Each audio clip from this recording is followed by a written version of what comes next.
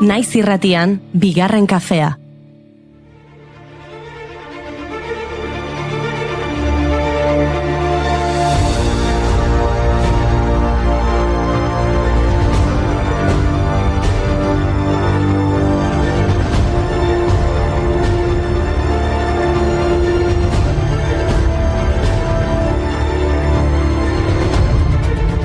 Egun honetan ongi etorri bigarren kafera. Hau dau nekea. Ez dizuegu gezurrik esango. Atzo gustora aritu ginen San Juan egunaren ospakizunetan. Gaur ordea komeriak. Baina komeri hementxe gaude zuekin. Horixe behar dugu eta esnatzeko mugimendua.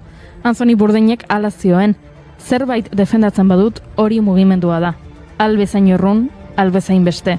Ozeanoak zeharkatu edo besterik gabe ibaia zeharkatu. Baina iriki burua, altxa sofatik eta mugitu.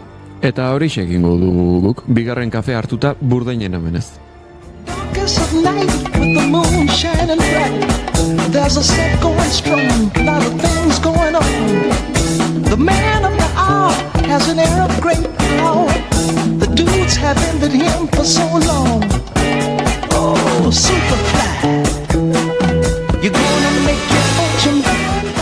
Gaurko egunez jaiotzen Anthony Bourdain sukaldari idazle eta bidaietako dokumentalgile estatubatuarra.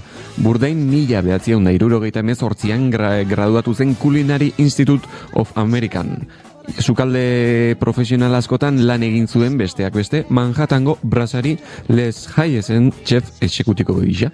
Baina benetako arrakasta 2000 urtean lortu zuen Kitchen Confidential Adventures in the Culinary Underbelly izeneko liburuarekin. Ondoren iritsiko ziren telebista saioak, abentura eta sukaldaritza uztartuz, A Cook's Tour, Anthony Bourdain, No Reservations edo Parts Unknown. Telebistan bihurtu zen ilezkoa Bourdain. Fideoak jantzituen Hanoin Barack Obama presidentearekin, tortoka arrautza egosiak zurrupatzen zituen Kolonbiako merkatu batean, eta Kambodian eskuz egindako udaberriko opilak dastatzera joan zen oposizioko gobernuko kide bat elkarrizketatzera zijoala.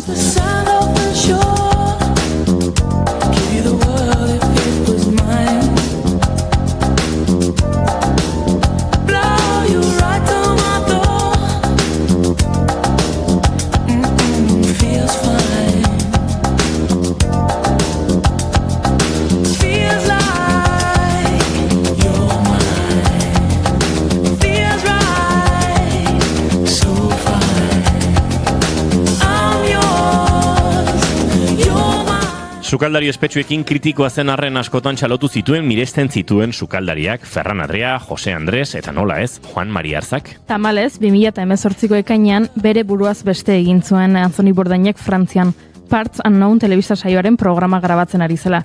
Albisteak sukaldaritza mundu astindu zuen eta humanaldi ugari egin zaizkio urte hauetan.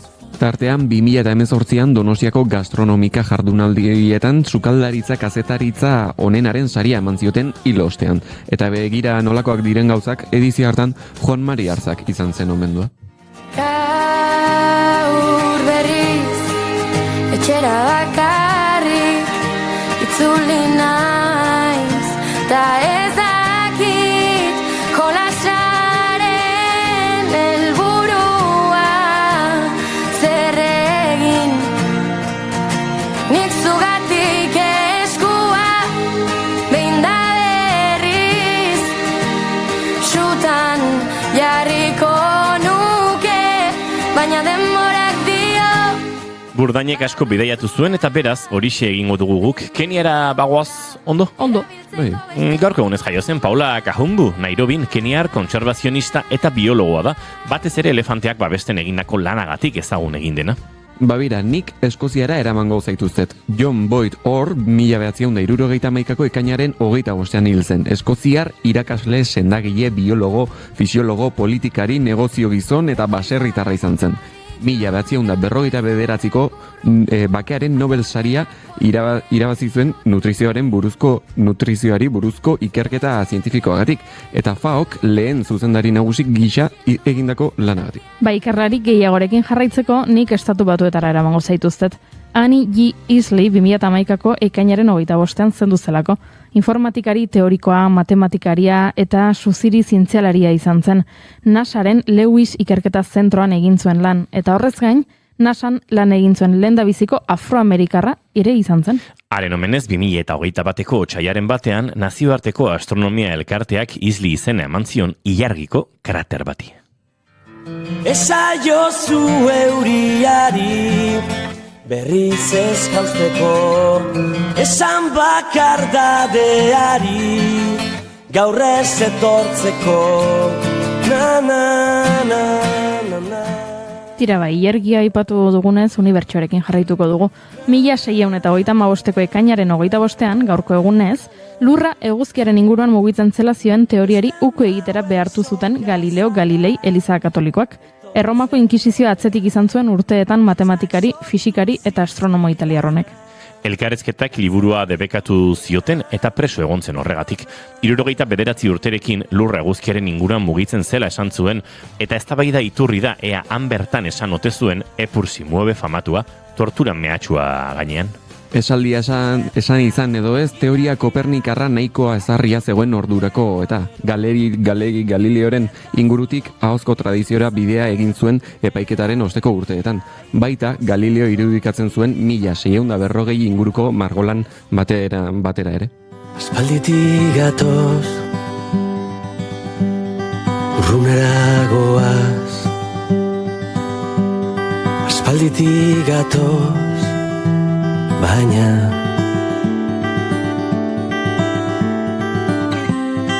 egan egiteko ez altzara inoiz, eguzki argitan hautsa izan.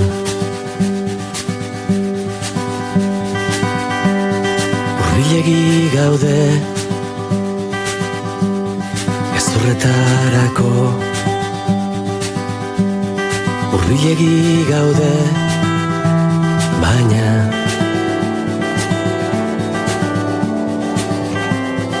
edo zeinet. Goazen efemeride gehiagorekin 1978ko ekainaren 25ean hortzalarraren bandera lehen aldiz erabili zuten LGTB kolektiboaren simbolo gisa. San Frantziskoko harrotasunaren jaialdia ospatu zen egun horretan. Gilbert Baker artistak sortu zuen eta 8 kolore zituen. Egungoak dituen 6 aldean, kolore bakoitzak kontzeptu bat simbolizatzen du. Denborarekin jatorrizko banderak aldaketa desberdinak ezagutu zituen. Lehenengo bertsioko 8 koloreak eta esanaiak hauexek dira. Arroxak eta sexua, gorria eta bizitza, laranja eta osasuna, horia eta eguzkiaren argia, berdea eta izadia, turkesa eta artea, urdina eta harmonia, bioleta eta espiritua. 1978ko azaroaren 27an, Harvey Milk San Francisco gainbegiratzaileen batzarreko partaidea erail zuten, eta horrek bandera baten beharraren eskaera zabaldu egin zuen berriro. Erantzun moduan, Paramount Flag Company konpainiak 7 koloreko bertsioa plazaratu zuen. Arroxak entzeko argumentua kolore horren xingolak aurkitzeko zailtasuna izan omen zen.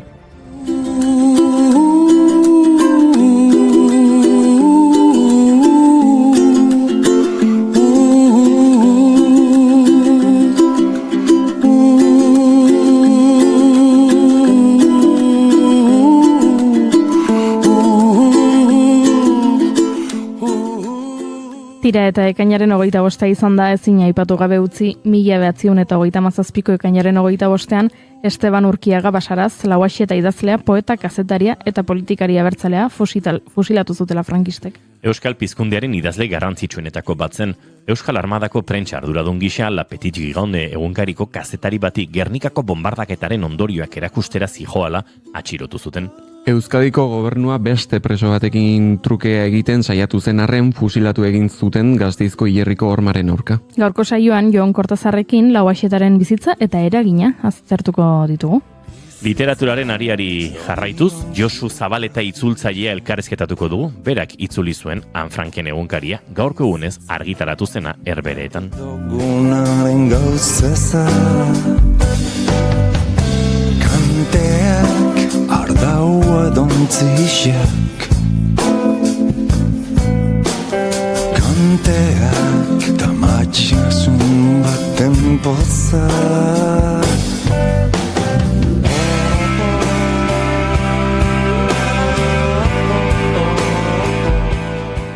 Bueno, ez dakit zer gertatu zaigun gaur, guztiz murgilduko garela literaturan. George Orwell ere izpide izango dugulako, enekoren bidez. Izan ere idazlea eta kazetaria gaurko egunez jaio zen 1903 kronista, literatura kritikari eta novelista izateaz gain, Orwell 20. mendeko ingelesezko saiogile nabarienetako bat ere bada. Oso ezagunak dira, agian ezagutuko dituzue, Abereen etxaldea eta 1984. Ia ustu abestu matxetanarekin batea. A ber, liburuak ondo daude, eta literatura asko gustatzen zaigu, baina ziur naiz liburuetatik aratago ere bestelako gaien bat izango dugula. Hasteko maite dutak. Entzuleok, kainako 25 ditu gaur, eta osteguna da, San Juan Biharamuna, zer esango dizuegu, ongi etorri guztioi bigarren kafera, naiz irratian zarete.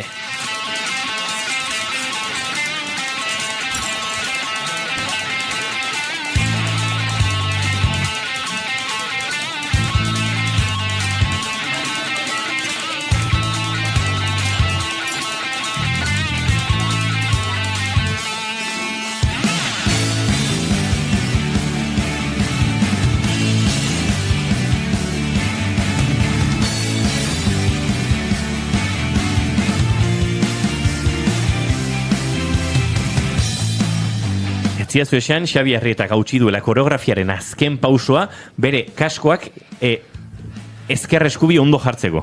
Ez, lehenago dantzen eta gero ondo jarri. Ba, ez, azkeneko pausoa falta zen. Eta oso ondo ari ginen, Arrieta zapuztue gaurko dantza. Ez eskatu asko mote. Ja, gizona atzu ibili eta gero komerik.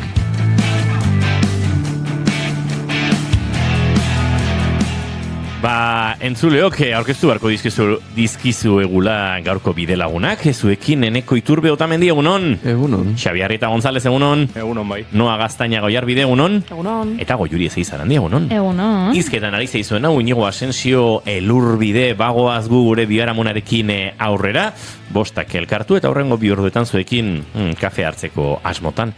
Ekainak 25 ditu gaur bai, eta ze 25 atzo udarako gau luzeak bizi izan genituen.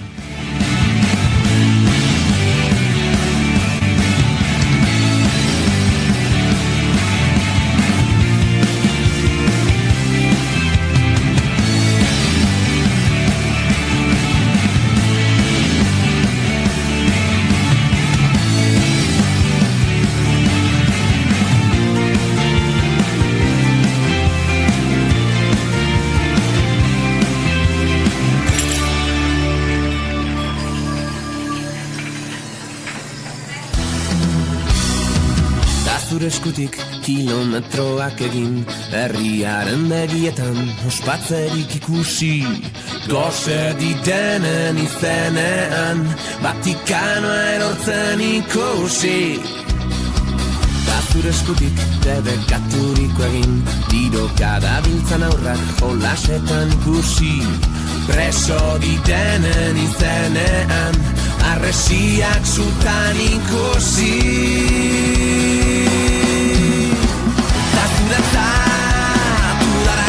Ba, udarako gau luzeetan murgiluta gabiltza entzuleok eta garai hauek ekartzen digute gogora nostalgia puntu batekin, Bendetaren udarako gau luzeak, garai bat markatu zuen Bendetak euskal musikagintzan, eta hemen deskubritu genuen gerora, ba, euskal musikagintzan ere alako pixua izango zuen Peio Reparaz bera kantu honetan, eta beste hainbatetan, eta esan dakoa, guri atzo ere eguna, gaua baino gehiago eguna luzatu zitzaigun, eta zer egingo diogu, alden moduan buru altxa, eostuna etortzen bada ere, Eneko zein da zure maite duta? Nik lehenik eta ben esan inun, askotan, batzutan pentsatzen dutela, zenbatek ezagutuko dute Peio Reparaz zetakengatik eta ez Bendetarengatik, adibidez, nere generazioak imaginatzen dut gehiengoak Bendetagatik ezagutuko duela. Nere buruan ez dago inor, Peio orain ezagutu duena.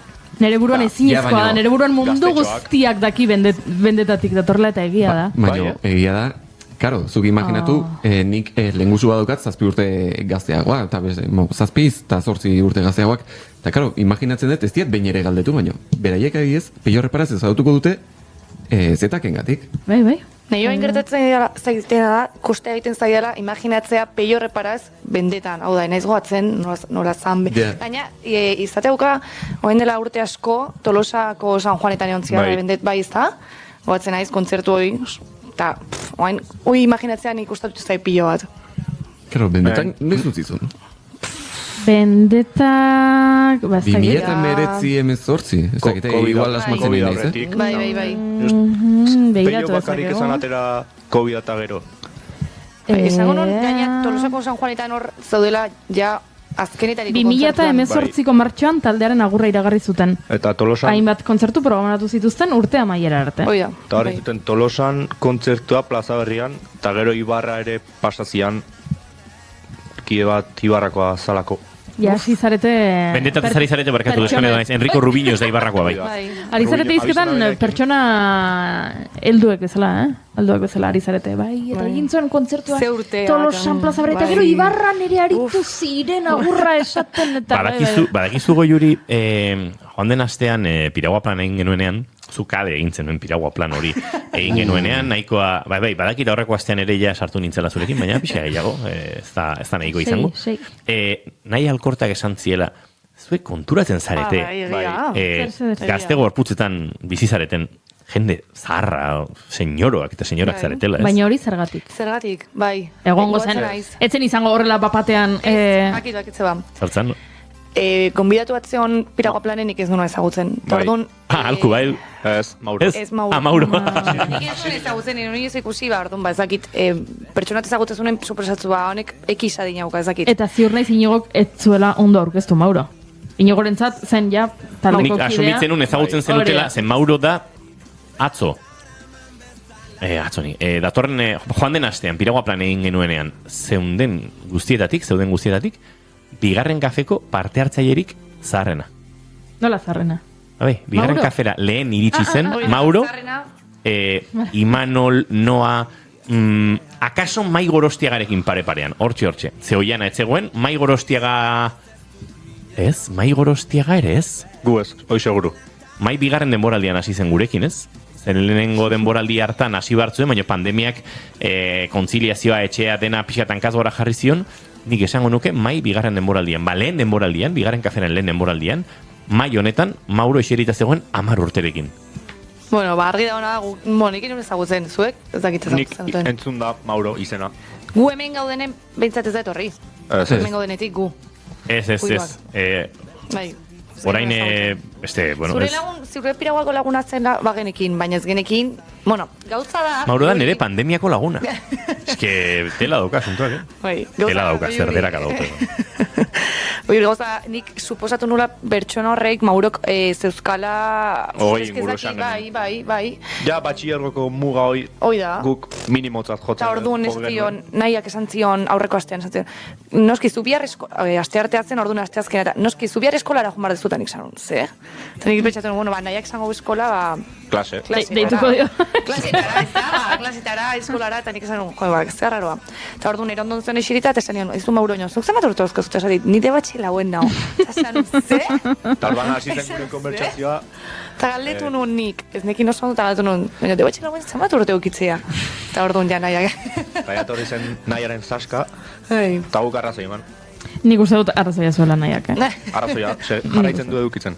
Nik uste dut baiet. Bai. Dudi gabe gainera. Bueno, besarka bat hemendik Mauroi eta nahiari eta Maurori. Denei. Hori da. Bai. Oso ondo. Hau esan beharrik, bide luzea dugun arren, ozen elkarrekin, izarrak gurekin baitaude, ametxen zain da. Bueno, bializ eta argazki bat, erakusten duena, Mauro dela, bigarren kafearen mikroetan izan zen lehena atzoko... Ostras. Atzoko berriro joan den azteko Norbaiten antzartu jot. piragua planetik. Eta ni pitzatzen gu ginela gaztenak. Hemenik pasa ginen gaztenak. Oso Ostras. gazte etxo. Norbaiten antzartu diot, baina ez dakiz zenena. Nik historia bate. Bueno, Mauro da, gure oso entzule den Nekane Altzelairen, semea, askotan txatean idazten duela Nekanek, batez ere Egipton da bilenean.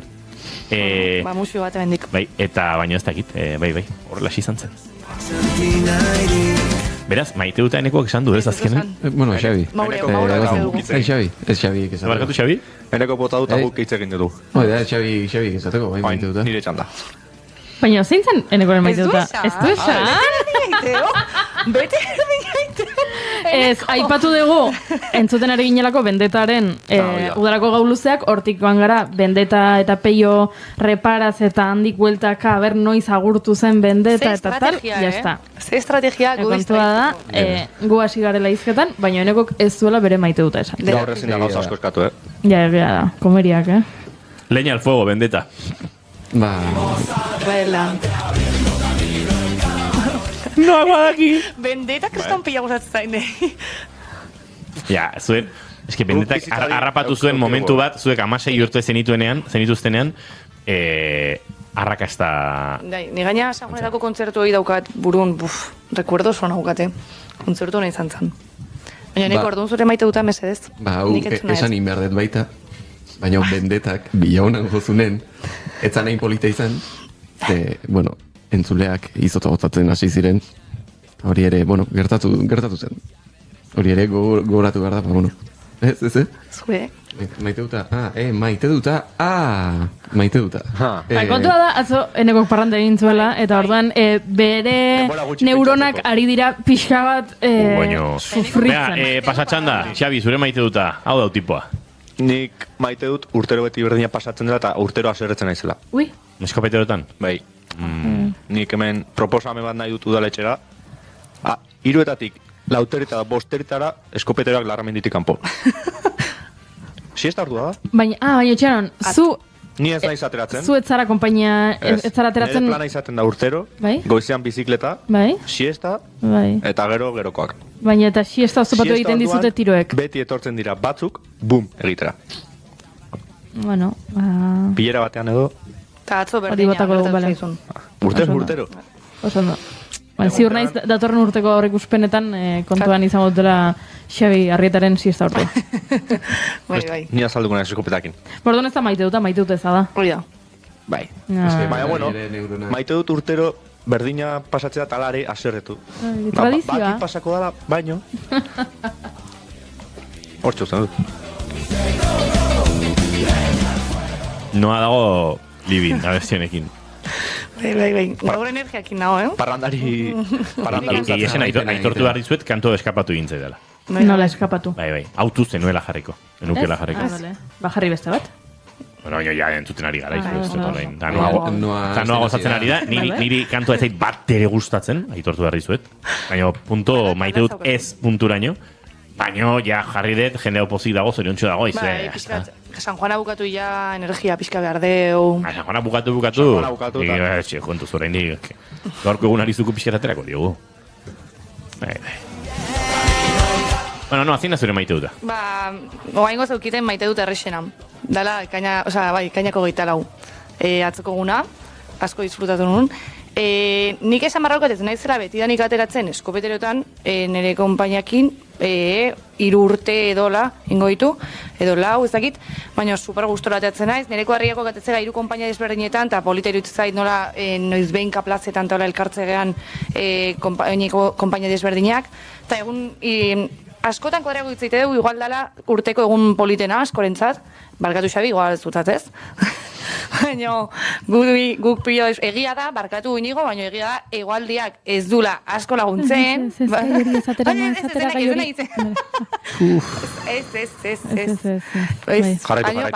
Baina bestela oso ondo dena.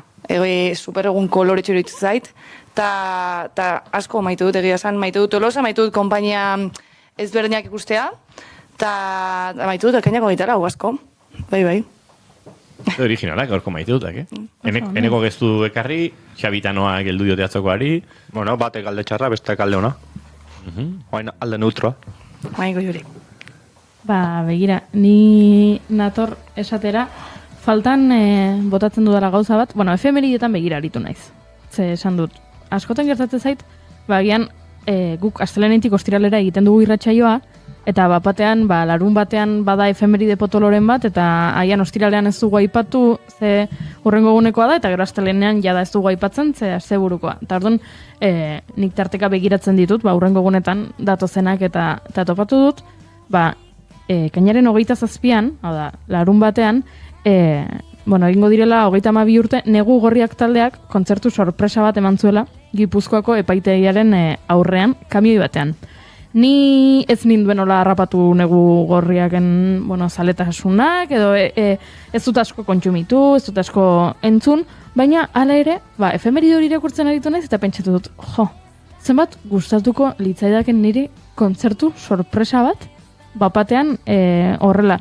Eta ez, azkeneko asteetako giro hau ez, ni joan nintzen San Mamesera, eta zetak ikustera, eta sarrerak banituen, bazagitzen bat, hilabete lehenago erosi nituen sarrera horiek, orain, begira, une honetan ez daukat sarrerarik erosita, etorkizuneko inongo kontzerturako, baina badakit iritsiko dela beste zerbait, eta, gezurra esan dut. Gezurra esan dut, erosita dauzkat, urtarrilean sarrerak izarok fikoan emango duen kontzerturako, ordan, gezurretan ari nintzen. Ordan, kontua da, esatera ninduala orain, garai hauetan, hainbesteko, ez da antelazioarekin edo sarrerak erosten diren horietan, faltan botatzen dudala, hauxe, negu gorriak egin zuen, bapatean, kontzertu sorpresa bat, kamioi batean, epaitegiren aurrean, hemen bazegoen, arrazoi bat epaitegian egoteko. Zein dan pena? Zen negu gorriaken kontzertori txapo. Orain, inork egingo balu, batzutan gertatzen dira, makro kontzertu baterako sarrerak saltzeko izaten dela. Olako kontzertu sorpresak, soilik egiten ditugu, baldin eta etekin ekonomiko bat bideratzeko balio badute. Horretaz ari naiz, faltan botatzen dudala, horrela, bapaten, ez dakit non, eta, kontzertu sorpresa bat, eta gaina, iragarri gabe, inon sareetan jarri gabe, eta bapatean kontzertu sorpresa bat, eta zuk dakizu, ez dakit, egian, zure amak egiten duelako lan ondoko kalean, eta bisatzen dizu, esateko, aizu hemen jotzen ari dira, eta ordan joaten zara, sorte hori balin badaukazu, norbaitek esaten balin badizu, hauek hemen ari dira. Eta, efemeride hau baliatu nahi nuen, negu gorriaken efemeride hau baliatu nahi nuen, esateko, faltan botatzen dudala horrelako zerbait. Banik bi maite dut Oskar, bat izena eskutu, kontzertu sorpresa sorta bat ziren. Egiten zituzten leku ezberdinetan, leku hola xelebre xamarretan, eta jendeak erosten zituen sarrerak jakin gabe ze taldek joko zuen. Egingo du kontzertua, demagun, ez dakit, Bilboko, Aldezarreko, ez dakit ze tabernaren sotoan. Bale. Talde, ez dakizun orden, 8 sarrerak salgai, 7 ate irekiera. Eta jendea mugitu egiten zen kontzertu horietara, eta behin jo genuen Charlie and the Colors izeneko talde batekin, zoritxarrez, Charlie Ingalatzarara joan zen, Iker eta Oriol Izarorekin jotzen hasi ziren, eta taldea pixka pikutara joan zen, baino oso proiektu polita zen. Eta, kontzertu haiek oso guapoak ziren, eta publikoaren aldetik ere topatzen zenuen, oso jende irekia musikarekiko, oso estilo anitzetan gustore ibiltzitekeena, eta oso esperientzia polita izan zen, orain Goiurik aipatu duen honetan, hau etzen Goiurik aipatzen duen girokoa, baina pixkat kontrako sorpresa, ez dakizu nori ikustera zoa zen, baina badakizu antolatzaiek zerbait interesgarria ekarriko dutela. Eta hori, polita iruditzen zait. Hori, zarautzen egiten zuten. Baita ere leku gehiagotan egin dira, bai? Pasaren urtean egin zituzten bat baino gehiago, ez dakit oraindik jarraitzen duten, baina kontzertuak itxuan edo horrelako zerbait. Zuk sarrera erosten duzu eta ez dakizu ze talde arituko den. Hori, gauza polita iruditzen zait. Liburuekin asko ikusi dut baita ere, ez? Liburu denda batean liburu bat dago eta estalita dago edo badauka, ez? Oparitarako jarrita dago eta ez du jartzen zinezu jakin ze liburu den eta aukeratzen duzu eta horrela, hor premisa da ez duzula azalaren arabera aukeratzen eta, bai. Gauza sorpresak ondo daude. Horixen ere maite dut bat. Eta bestea da ezagutzen dituzu uste denok, Ahmet eta Nur, Gazatik Turkiara, Estambulera, eta handik Euskal Herrira etorritako bi musikari. Tolosan bizi dira, Tolosan segituan hainbat musikariren lagun bihurtu dira, gurekin aritu ziren Saharari kantari ekitaldia, baina beste hainbat artistekin ere kolaborazioak egin dituzte. San Juanak lehen aldiz bizi izan dituzte Tolosan, eta zeuden bastante on fire, oso gora etorrita biziko zutelako herriko festa hori, gainera beste lagun batzuk euren kuadrilla bazkarira gonbidatu zituzten, beraz, we already have a kuadrilla, esaten zuten, ez? Eta orduan, manik izan 23 gauean, zoazten mesedez, San Juan Suaren kontzertura, Santa Maria Elizaren atari eder horretan, oholtza jartzen da bertan, irradaka dantza, irradaka kantua egiten da, kantu eta dantza, egiten da bertan Odei Ertzabez batzaren kontzertutxoa, musika bandarena, txistulariak eta egoten dira, sua bitartean, oso momentu magikoa da, eta benetan, ni konektatzen hau, naiz eta Elizabaten atarian egiten den, plaza hori oso ederra delako, pixkat gure iraganekin eta gure nolabait, gizarte kosmogoniko izateko joera horrekin, ez? Eta hor, irradaken inguruan, Itziarrotamendirekin hemen aritu ginen hizketan, zegoen, antropologiarekin, gure nortasunarekin, iraganarekin, konektatzen gintuen zerbait, San Juan Zortzikoa modernoagoa da noski, baina, Zortzikoa bada oso euskal musikaren ezaugarri horietako bat, erritmo bat beste inun horrela interpretatzen, jotzen, kantatzen ez dena, eta hori da gero, eskopeterotan ere flipatu zuten, nik uste pixkat kontraesanetik ere ez, pentsa, beraien lurretatik ies egin bar izan dute bortizkeria militar eta geopolitikoaren ondorioz, eta gu hemen bagen biltzan alako arma alarde bat egiten, ze hori da azken finean atzo Tolosan egintzena, beste Euskal Herriko leku batzuetan ere bai. Kontraesan horietan, baina gustatu zaite ikustea, oso Tolosan barneratuta ikusi dutela euren burua eta jaia gozatzeko gogoa bazutela.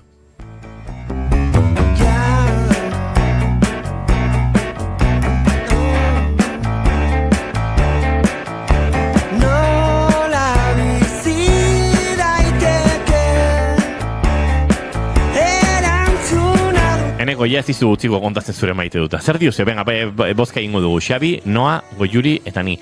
Botoak Eneko maite duta ez egitearen alde? Bere aurka. Aurka? Anekdota bat, ez da? Nahi zena kontatu ezaket. Ni gaur alderazizko teoria. Normalen maite dut eza ekartzen du, ez dagoen ezer gaur resakare eta farra, buelta. Orduan baiet utziko diogu. Humorez jaiki da. Bai. Zein da zure maite dut anekdota danak hori, Eneko? Maite duta lehenik eta behin Itziarrotamendi. Hori da, ipatu dugu hemen, nik ez duzen Enekoren ama zela, ze hori da. Enekoren ama izan aurretik, bada dantzari, irakasle, ikertzaile eta beste ima gauza. Mila gauza, saltsa guztietan ibiltza. Eta gero beste gabe, nola ez dakaten maite dutik, anekdota bat kontatukot. Duela urte batzuk. Haizue, bazkaltzen ematen duzue, ez baina nahi baldin baduzue, erratza badugu hemen pixkat eta taberna garbitzeko. Baina... Anekdota bat kontatukot, duela urte batzuk, hau ez dakitzen batek jakingo duten, baina nik duela urte batzuk, San Juan egunetan, taberna batean nebilen lanean. Erratza pasatzen. Egia da, erratza, bai, gauza asko egiten ditun. Eta, batzen nik tabernako jabearekin, egia esaten hasita, enuen harreman oso estua eta batzen harreman nahiko ikamikatsua, ez? Eta, hor, baizategen itun liskar batzuk, gehien bat ez dut esango nire errua zenikan, baina bai jabearen aldetikan bai zure akats guztiak azaleratzen zituen esango du publikoaren aurrean. Eta horrek bai ematezian montuan mina, eta hor banitu duen sentimendu asko nazten ziren ni lanean negoen bitartean, ez? Eta orduan gogoratzen naiz behin esan zitela. Ikusi duzu hor sartu den hori, kontuz horrekin, horri ura gaizkidesaka ibiltzen da, bestengatik. Eta kontuz horrekin, berari ondo zerbitzatu. Eta nik esan nuen, bale, ados. Hori esan zidan nire jabeak. Eta, bazkaria normal emanion, dena ondo, eta bazkaria bukatu zuenean, etorri zan nire gana, gizon hori. Eta esan zidan, eskizakit, zenbateraino esan behar diren irainak hemen, aurrea dena edo... Zung nortu, bai, eskizakit. Bai. Ondo inigo. Badakit zure jabea bat dela. Eta horregatikan emango dizut propina bat. Eta eman zidan 20 euroko propina. Eta hau da, benetako... Nahikoa. Zeona, benetako anekdota. Zeona, bida, anekdota eta maite duta. Izue, Brigitte Bardoten un jour como notre entzuten ari gara. Eta segituan Eneko hori dagokio gurekin Orson Welles munduan murgiltzea. Ez barkatu. George Orwellen munduan murgildu behar dugu. Epa. Tu prends à jamais tout eskertzen du jakiten lantaldea adi dagoela, eta Froga zen, ez? bai, argi dago, eta atzoko ajea ondo gainditzen ari zaretela. Tu me prends l'amour, c'est un jour comme un autre, et pourtant tu t'en vas, et pourtant tu t'en vas,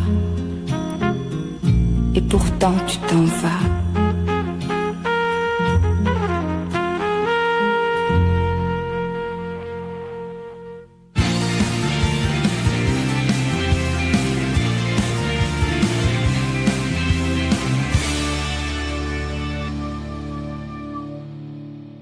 Keep calm and bigarren kafea.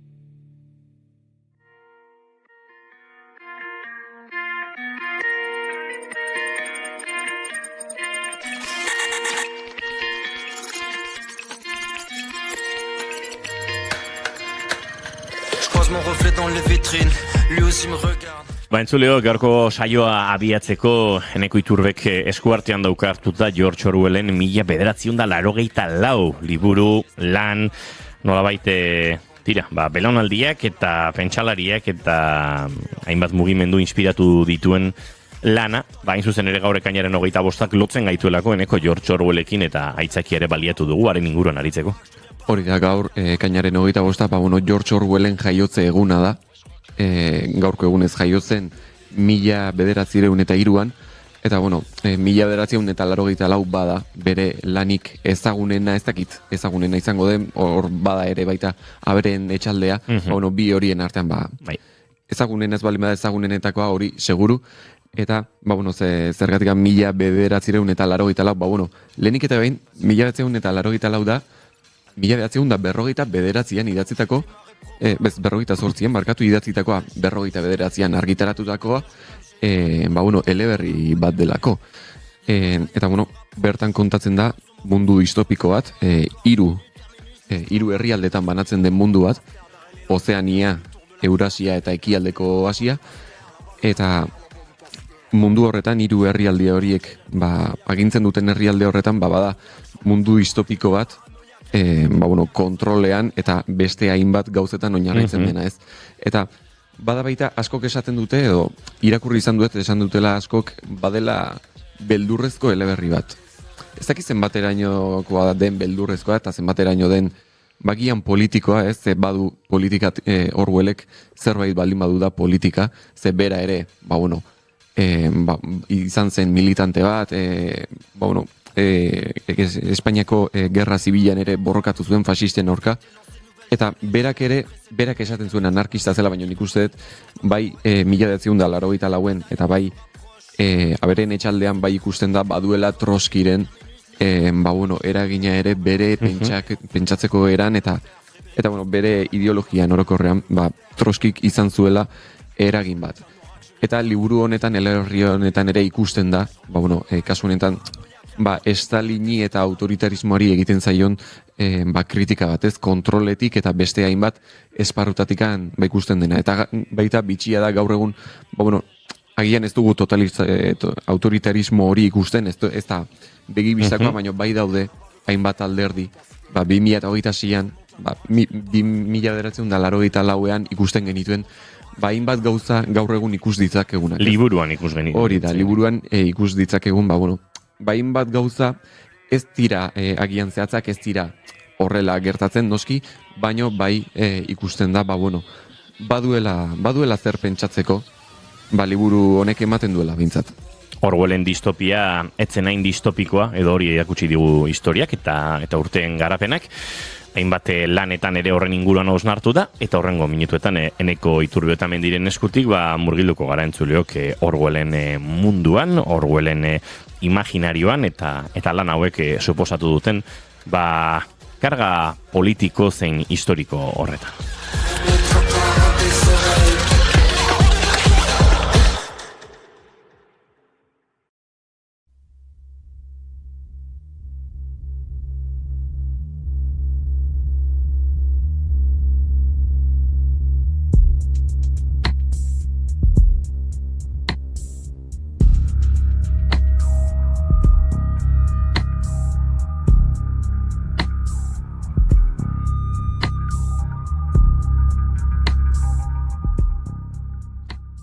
1949an, George Orwellek 1984 argitaratu zuenean, etorkizun distopiko bat margotu zuen. Erregimen totalitario perfektu bat, non alderdiak ez zituen soilik ekintzak kontrolatzen, pentsamendua bera ere. Gaur 2026an urrun gaude erregimen totalitario zurrun horretatik, eta hala ere Orwellen eleberriko kontzeptu asko egunerokoan ikus ditzakegu gure bizitzetan. Baina ez datoz alderdi batetik, teknologiaren, merkatuaren eta gure ohituren bidetik iretsi zaizkigu. Ez da ezinegona sortzea helburua, kontzientzia hartzea baizik.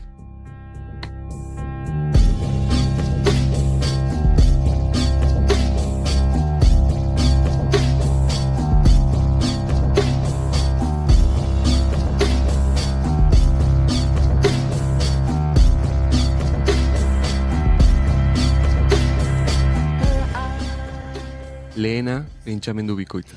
Bi kontraesan aldi berean egia gisa onartzeko gaitasuna. Ez da autoengainua, prozesu kontzientea da. Eleberrian alderdiak esloganak ezartzen ditu. Gerra bakea da, askatasuna esklabutza da. Gaur ez da hain ezkutukoa, baina egiten dugu. Entzun gobernuat larrialdi klimatiko aldarrikatzen eta aldi berean erregaien industrian milioike inbertitzen. Bi errealitate kontrajarriak, biak onartzea eskatzen zaigu. Edo enpresa batek esatea, langileak dira gure baliorik handiena, eta hurrengo egunean kaleratze masiboak iragartzea. Langilei biak onartzea eskatzen zaie, familia sentitzea eta kalte ordaina onartzea aldi berean. Pentsaera bikoitza egunerokotasunaren osagai bihurtu da, kontraesanarekin bizitzen ikasi dugu, eta hori da hain zuzen Orwellek ohartarazi ziguna. Kontraesana onargarria denean errealitatea desegiten da.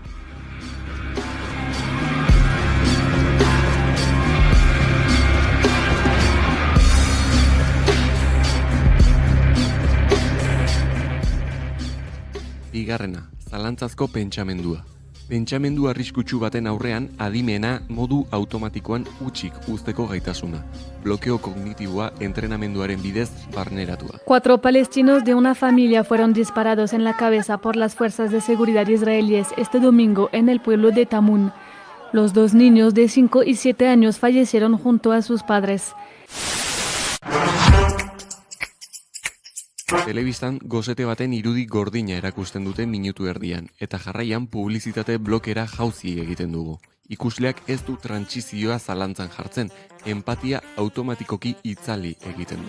Sare sozialetan injustizia baten berri duen post bat ikusi, haserrea sentitu eta hurrengo memera pasatu gara.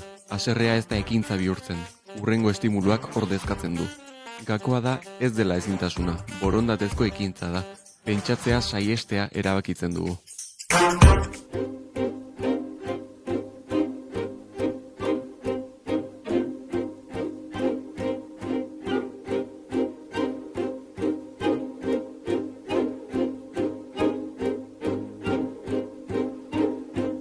Good morning. This is your warning. Hirugarrena, pentsamendu krimena. Pentsamendu deseoki bat izatea adierazi gabe ere. Eleberrian krimenik larriena da, beste guztien sorburua. Gaur ez du alderdiak zigortzen, gizarteak, enpresek eta algoritmoek baizik. I don't know if you'll be in any danger. Txinan, puntuazio sozialeko sistemek herritarren portaera ez ezik haien sareko elkarrekintzak ere aztertzen dituzte. Etorkizuneko joera desegokiak aurre ikusteko. Pentsamendua krimen bihurtzen da gertatu baina lehen. Ez da ekintza zigortzea, aukera zigortzea da.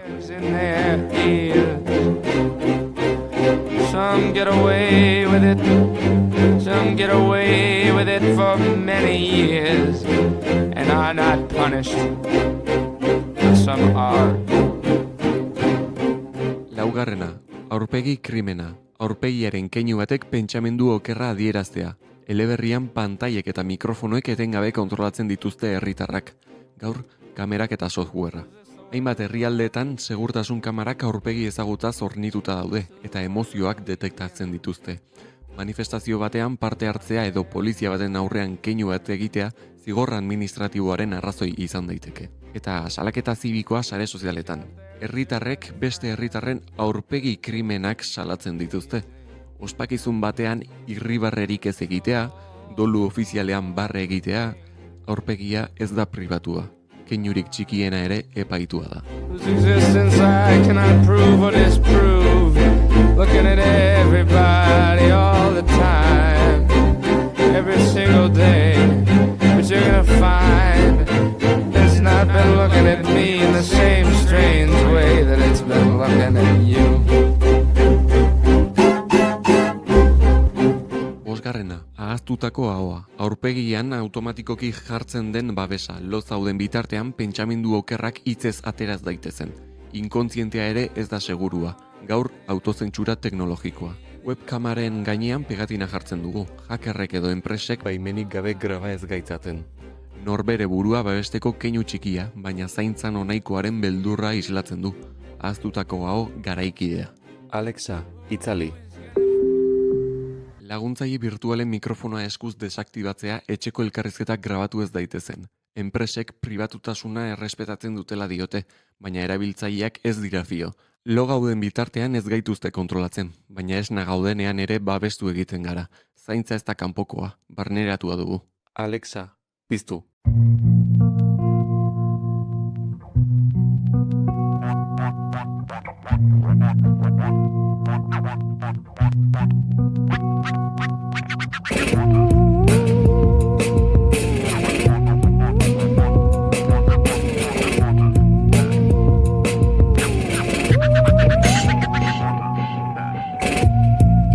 Seigarrena, neohizkuntza.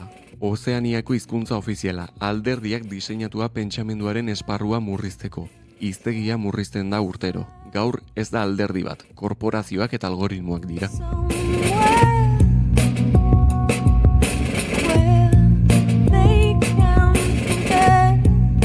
Korporazio handiek bere hiztegi propioa sortzen dute. Kolaboratzaile langilaren ordez, sinergia baliabide murrizketaren ordez, eraldaketa kaleratzeen ordez, hitz berri hauek ez dute errealitatea deskribatzen, ezkutatu egiten dute. Eta sare sozialetako emojiak. Emozio konplexuak aurrez definitutako ikonoetara murrizten dira. Gustatzen zait, maite dut, haserretzen nau, tristetzen nau, botoi bakar batekin. Emozioen ñabardurak desagertu egiten dira. Hizkuntza sinplifikatzean pentsamendua sinplifikatzen da, eta pentsamendua sinplifikatzean kritika desagertzen da.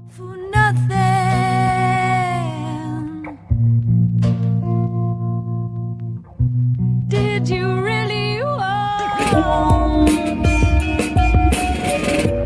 Did you really want? Did you really want? Did you really want?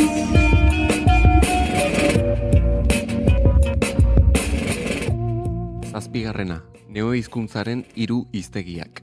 A-hiztegia, eguneroko. Emojiak, lol, okei, stikerrak. Komunikazio azkarra, baina semantikoki pobrea. Hizkuntza sinplifikatzen ari da, erosotasunaren eta abiaduraren izenean. B-hiztegia, politikakoa. Komunista, fascista, populista, hitzok ez dute deskribatzen, etiketatzen dute. Aurkari politikoa isilarazteko erabiltzen dira, esan nahi zehatza lausotu egiten da eta karga emozional hutsak geratzen da. C-hiztegia, teknikoa. Kriptoaktiboen hiztegia, adimen artifizialarena eta medikuntzarena. Hiztegi hauek ulertzea ezinbestekoa da erabaki publikoetan parte hartzeko, baina herritar gehienak kanpoan geratzen dira. C hiztegiak teknokrata klase bat sortzen du eta profanoak baztertzen ditu. 3 hizkuntza, 3 maila eta maila bakoitzean parte hartzea eta kontrola desberdinak dira.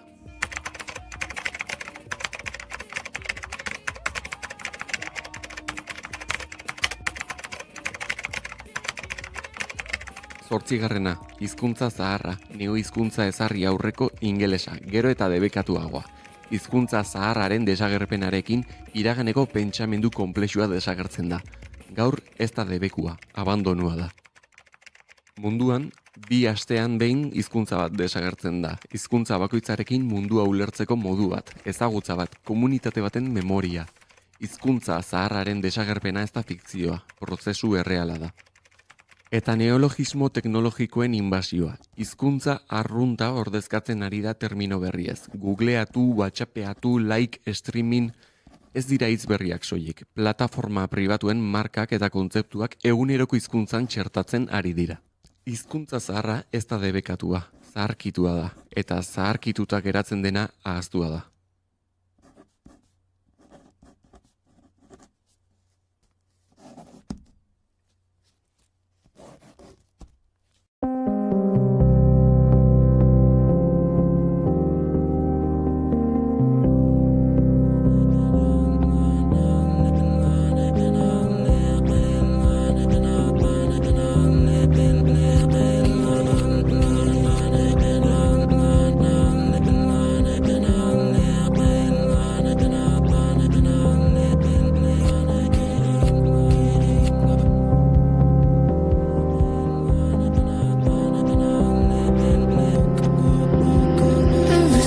Bederatzigarrena, proleak eta barne eta kanpo alderdiak. Eleberrian 3 klase daude. Barne alderdia, kanpo alderdia eta proleak. Gaur egitura ezberdina da, baina funtzioa bera da. Barne alderdia, munduko biztanlearen 1% aberatsenak gainerako 89% ondarea baino gehiago du. Elite honetako kideek ez dute kargu publikorik behar, aberastasunak ahalbidetzen die gobernuetan, komunikabideetan eta teknologian eragitea. Ez dira ikusten, baina haien erabakiek milioika pertsonaren bizitza baldintzatzen dute. Kanpo alderdia, mendebaldeko klase hartain prekarizatua. Bere kideek egonkortasuna galdu dute, baina badituzte galtzeko beldur diren gauzak. Hipoteka, autoa, aporraldiak, beldur horrek immobilizatu egiten ditu. Ez dira sistema aldatzearen alde borrokatzen, eskuratu dutenak galtzearen aurka baizik.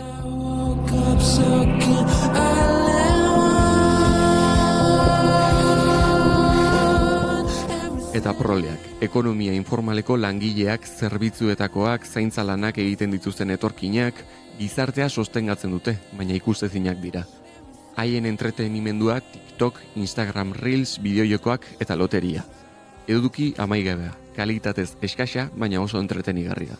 Proleek ez dute pentsatzeko astirik, urrengo soldatarekin kezkatuta daude, eta hori da hain zuzen sistemak nahi duena.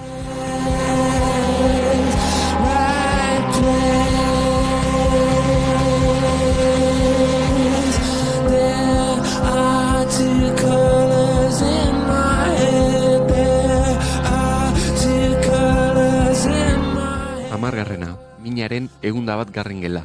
Pertsona bakoitzaren beldurrik handiena gauzatzen duen tortura gela. Gaur, ez dago gela fisikorik, datuak eta algoritmoak dira.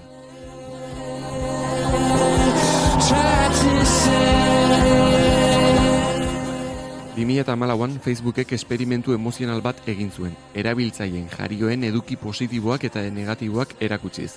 Haien emozioak manipulatzea lortu zuten, Mark Zuckerbergek berak esan zuen. Gure burmuina zuzenean interfaziatu daitekeela. Minaren 101. gela da. Beldur eta antsietateen ezagutza horien bidez manipulatzeko.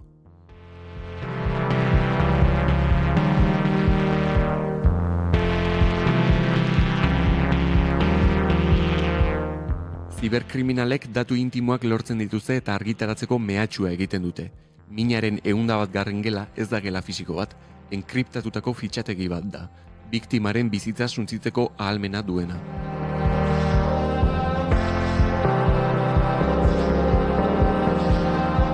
Eta epaiketa sozialen lintxamendua sare sozialetan.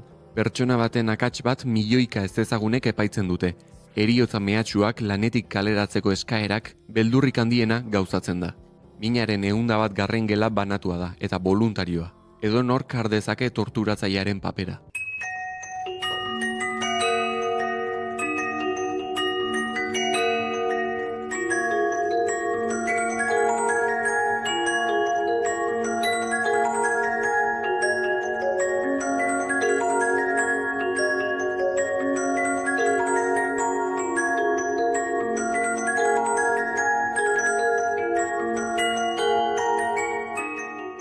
Mila 1949an George Orwellek erregimen totalitario baten arriskuez ohartarazi zigun.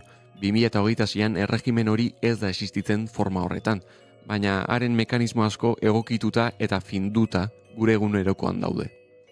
Gure kontsumo ohituretatik, gure sare sozialetako elkarrekintzetatik, gure erosotasun nahitik eta gure beldurretik datoz.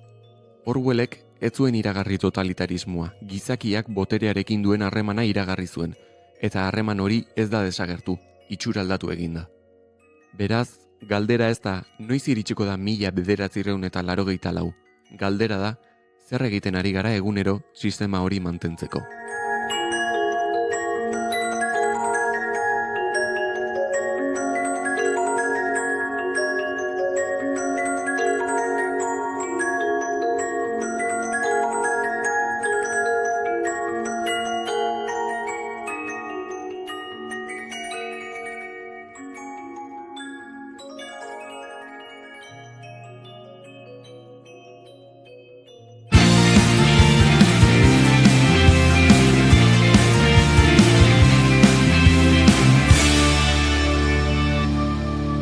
Keep calm and bigarren kafea.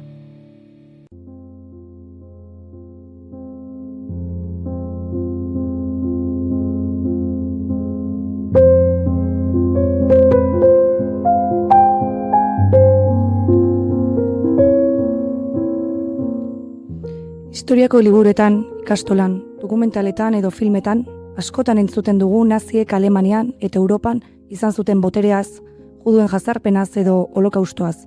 Baina askotan, zifren, datuen edo gertakari handien bidez kontatzen zaigu historia. Eta horrek zaila egiten du benetan zer gertatu zen irudikatzea.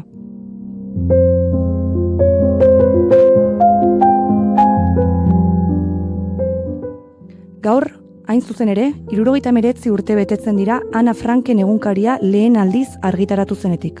1957ko ekainaren 25ean izan zen. Kontakt argitaletxeak Annelies Marie Frank, Ana Frank izenez ezagunagoa zen neska gaztearen egunerokoa argitaratu zuen.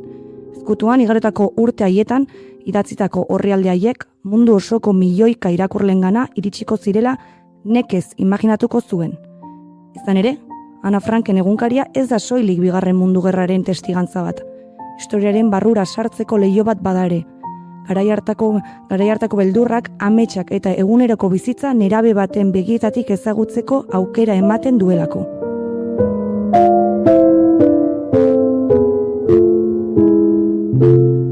Garai hartan, inor gutxik pentsatuko zuen neska judu batek ezkutuan idatzitako orri haiek mundu osoan milioika pertsonaren gara iritsiko zirenik.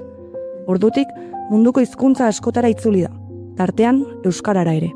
Milioika irakurlek ezagutu dute haren historia, baina zer gertatzen da gazte baten ahotsa hizkuntza batetik bestera eramaten denean. Zer aurkitzen da testu horretan gaur egun ere hainbeste pertsona hunkitzen dituena. Horri guztiari buruz hitz egiteko gaur gurekin daukagu Ana Franken egunkaria euskarara ekarri zuen itzultzailea. Egunon eta ongi etorri Bigarren kafera Josu Zabaleta. Egunon. Egunon, Josu. Tira, goiurik bi galdera egingo dizkizu Ana Franken egunkariarekin zerikusirik ez dutenak, gerora murgilduko gara buru belarri elkarrezketan, baina gure gonbidatu guzti egiten dizkigun bi galdera hauek dira. Oida, nik bi egingo ditut, baina zuk aukeratu behar duzu bakarra erantzuteko. Lehenengo galdera da, orain etorriko balitz zinema zuzendari bat, eta esango balizu zure bizitzari buruzko pelikula bat egin nahi duela, baina ezin duela kontatu jaio zinenetik orain arteko guztia, konta dezakela soilik zure bizitzako etapa bat, galdera da, ea ze etapa aukeratuko zenuken, gero pelikula batean islatuta ikusteko. Hori da, lehenengo galdera. Eta bigarren galdera da, ea nola gustatuko litzaizuken izatea zure funerala. Beraz, bi galdera horietako bat aukeratu behar duzu, eta horietako bat erantzun. Gonbidatu guzti egiten dizkigu galdera hauek, ez da ezer pertsonala. Hori lehenagotik abixatu behar, Gai, ez da. Bestela, etorri eta galdetzen diazu hemen aurren. Ba ez dakit. Erra jarri diazu. Beira, orain dela urte mordo bat, euskerako irakasle nintzen, aipatu beharreztan leku batean, eta nire ikasleetako bat fusilatu egin zuten. Humberto Baena. Hanko gatuko dugu pelikula, beraz.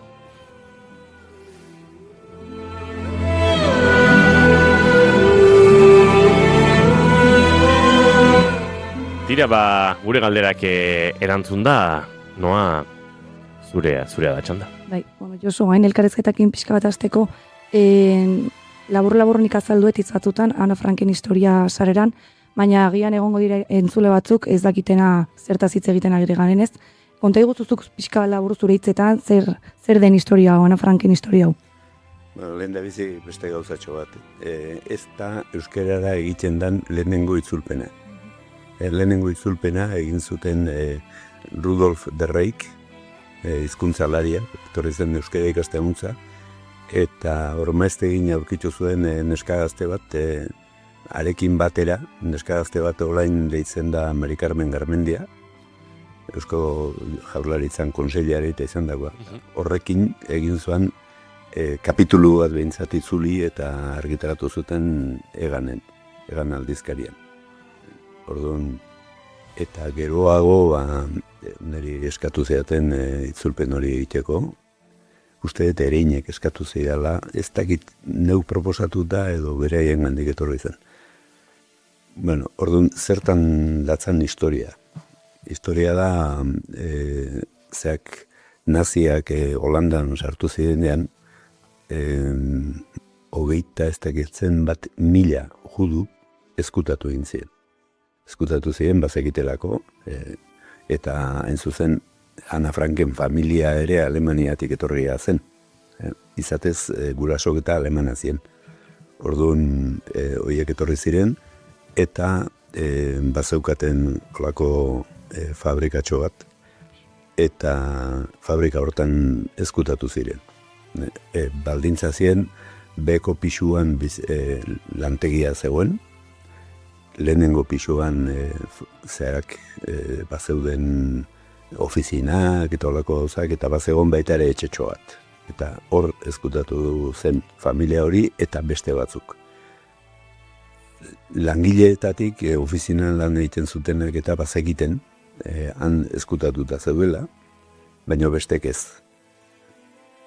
Horrek baldintzatzen du pixka bat horien bizitza, ze langileak zeuden bitartean eta ofizinalen lanean ez zegoen bitartean ezin zuten ia muitu ere egin. Zaratarik ez ateratzeko eta jendeaz konturatzeko gainean norbait bizizela. Bulegoa lanean hasten zenean, beste zarata batzuk eta zeuden, eta orduan ez zuten halako problemarik. Baina harremanak zeuzkaten bertakoekin eta horian. Orduan hor pasatu zituzten 2 urte, baldintza horietan, baldintza horiek, hain zuzen baldintza dira, baldintzatzen dute hangoen bizitza, eta baldintzatzen dute 2 aizpen bizitza, eta gurasoena, eta beste batzuk ere badaudean, eta hien guztien bizitza. Baldintza horiek esate batako isiltasunaren baldintzak zer dakar, azkenean ezin dutela dantzan jardun, ezin dutela musika jarri, ezin dutela gauza batzuk egin, zeiten dute irakurri. Irakurri eta batzutan lantegiak uzten duenean arratsaldetan eta hola, irratia entzun da holako gauzak. Baina bitarten egon behar dute isilik eta irakurtzen. Orduan horrek pixka bat sortzen du baita ere baldintzatzen ditu afizioak eta egiteko gauzak eta hori dena. Orduan hori da egoera. Azkenean norbaitek seguru asko oraindik ez da jakin nork eta nola salatu egiten ditu. Salatuta, kalkulatzen da Holandan ezkutatuta zeudenetatik 18.000 pertsona edo naziek harrapatu zituztela. Batzutan bati bota izan zaio kulpa, beste batzutan beste bati, ez dakite, oraindik ez da gauza segurua. Kontua da, handik eraman zituztela ia zeatara, konzentrazio esparruetara,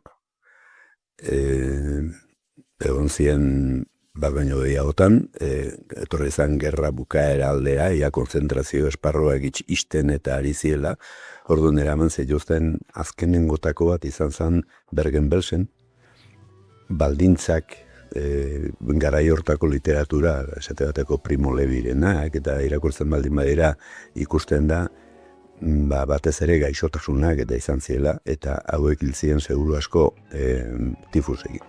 bi zerak.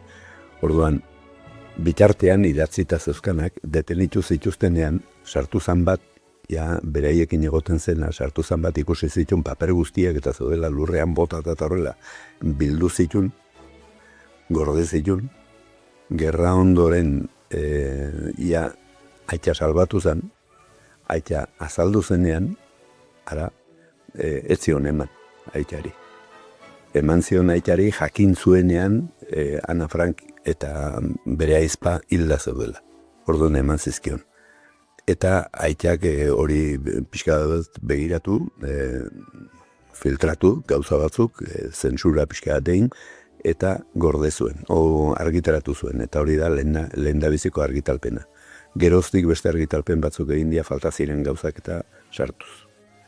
Gainera, Ana Frankek berak momentu batean hartzen ditu bere zeak momentu batera arte idatzitako egunkariko datu guztiak eta hasten da liburu bat idazten.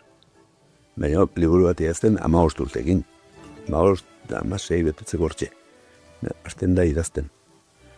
Zergatik, erbestean zegoen zeako Holandako gobernuak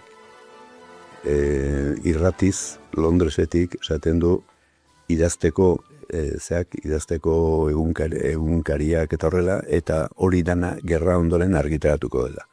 Eta hori hasten da Ana Frank begiratzen zer idatzi duan, gauza batzuk kentzen ditu, beste batzuk ordenatzen ditu, eta hasten da liburu hori idazten. Eta hori da, geroztik argitaratu dena, geroztik osatu dena, eta azkenengo osatu den, definitibotzat ematen den liburua da nik itzuli nuena.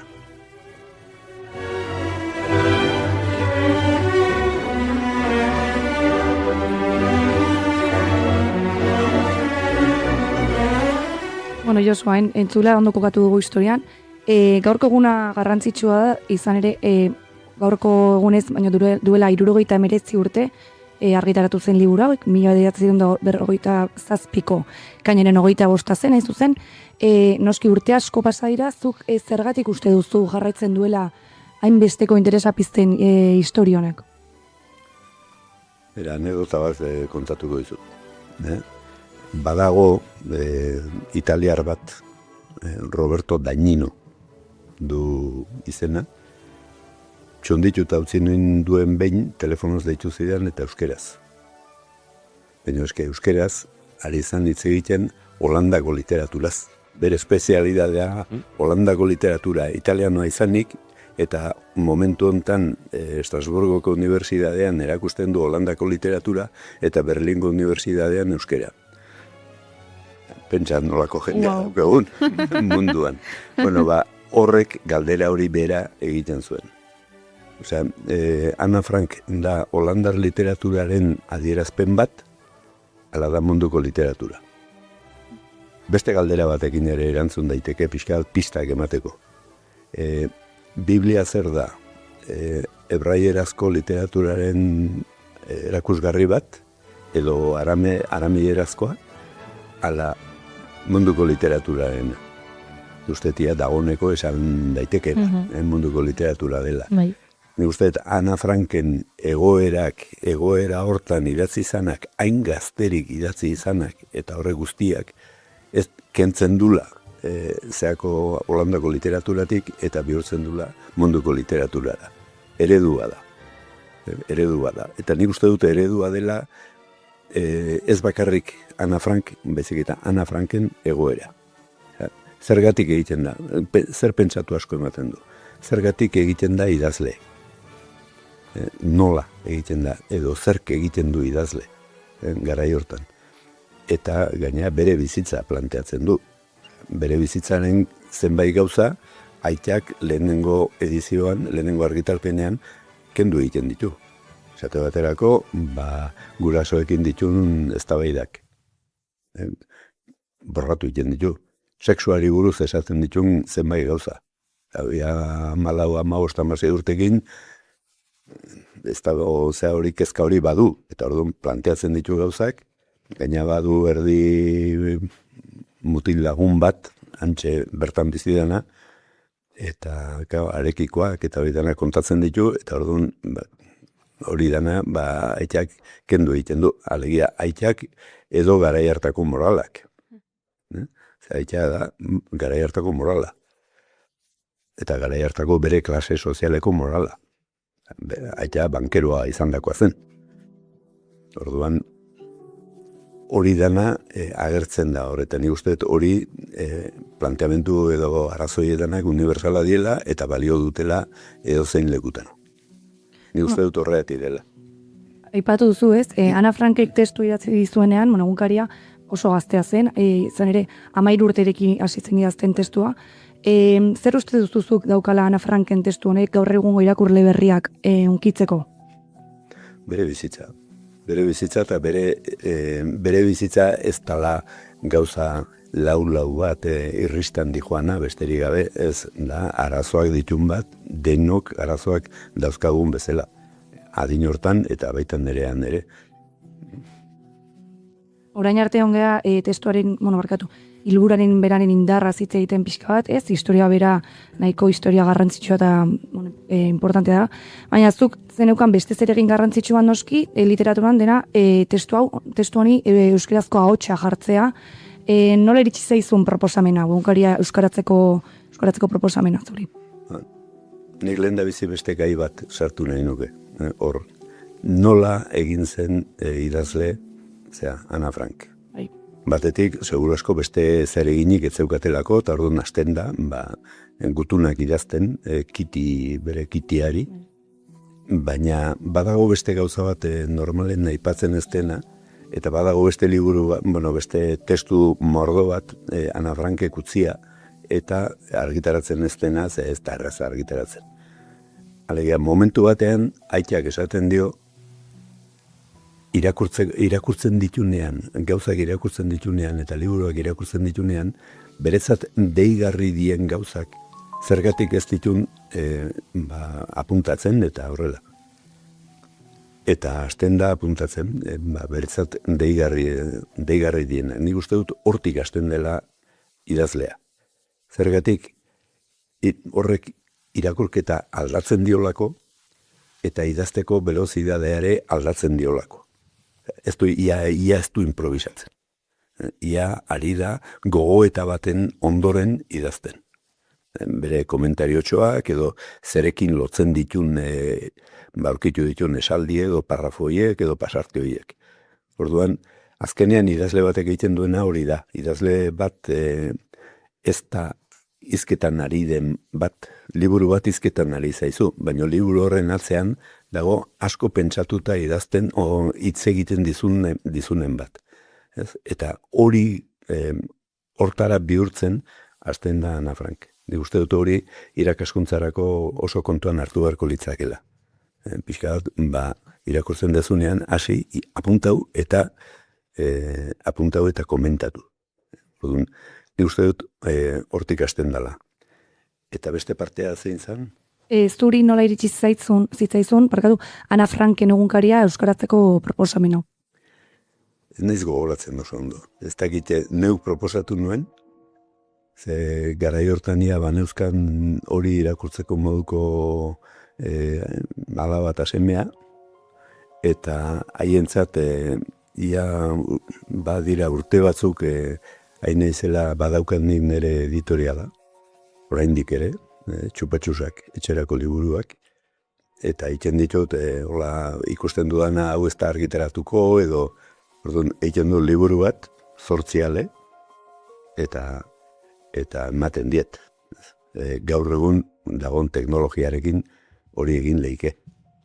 Nik egin izan dut, hartu liburu bat PDF-ean, txikientzat, testu, marrazkiekin eta dana koloretan eta horrela, esportatu dena, PDF batetik esportatu dena, argazki bezala, argazki horietan borratu testua, berriro montatu, euskerazko testua sartu, eta liburua egin eta umei hemen. Gauza horiek egin lehizkela gaur egun badago teknologia hortarako, eta nik uste dut eskolek eta aprobetxatu beharko luketela, ze gaina oso merkeateatzen da. Liburu tegitan baino merkeago, ez pentsauk. Osea, 200 pagina, koloretan, kuatrikromian, dana pagina guztiak marrazkiz beteta, uste dut egoen dela 5 bat urte edo 8 euro atera zitzaidan ale bakoitza, 8 ale aterata. Zoaz dendatara egolako prezioak ikustera. Beraz, eskoletan eta badago hori egitea.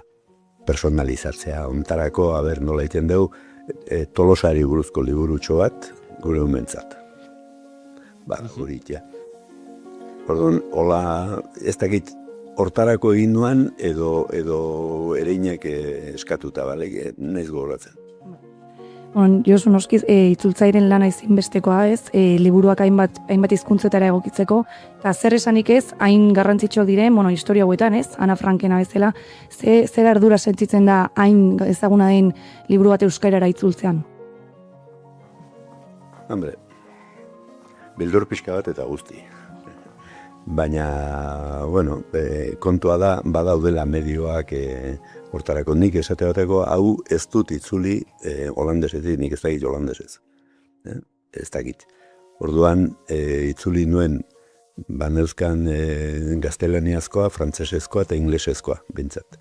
Geroztik baditut beste batzuk ere, liburu honen beste itzulpen batzuk. Orduan, itzulpen horietan oinarrituta, lehendik egina banuen beste itzulpen batzutarako tarrela baliabide informatikoak esaldi bat itzuli behar nuenean beste liburutatik ekartzen zian kolore banatan ekartzen dit esaldi horren itzulpena beste liburu batetik hartu jarri gorriz eta gero ondoren beste batetik hartu jarri urdinez eta azpian. Eta orduan horri begira itzultzen dut. Kasu hortan holandesez ez nekin. Asmazio hori egin nuen batez ere hiztegietara eta begiratzeko errezteko, ez? Baneuzkan frantsesetik euskerako hiztegia, baneuzkan gaztelanetik euskerako hiztegia, orduan testua bertan baldin badukozu ez dakuzu idatzi beharrik ere, eta begiratzen duzu eta egiten duzu, ez? Ari baldin bazera eman dezagun, inglesetik edo ari baldin bazera euskeratzen. Orduan, lehen da bizi hortarako egin nuan, gero konturatu nintzen batzutan disparateak eta dana aurkitzen zenitun, itzulpen horietan. Eta gero ikusten zenitun, itzultzaile horiek izan dituzten problemak, beren hizkuntzatara itzultzeko edo ikuspegiak. Eta kaut, testu literario bat ez da esaten duena bakarrik. Ezik eta esateko modua, esateko doinua, hori dena. Komunikazio bat sortzen da eta komunikazioan gauza asko sartzen dira barnean. Eta hori nola egiten duten. Eta azkenean, bakiz nola laburtuko nuken, zokartzen duzu eta nik egin nuen bezala 3 hizkuntzatatik edo momentu hontan ia naiz eta hizkuntza bat ondo jakin, ni beti beste hizkuntzetako testuak ere beti eukitzen ditut, ze niretzat aberasgarri da. Azkenean zer gertatzen da? Ia dala nola irakurle klub bat, ia kasi irakurle klub bat, beste itzultzaileak eta ni.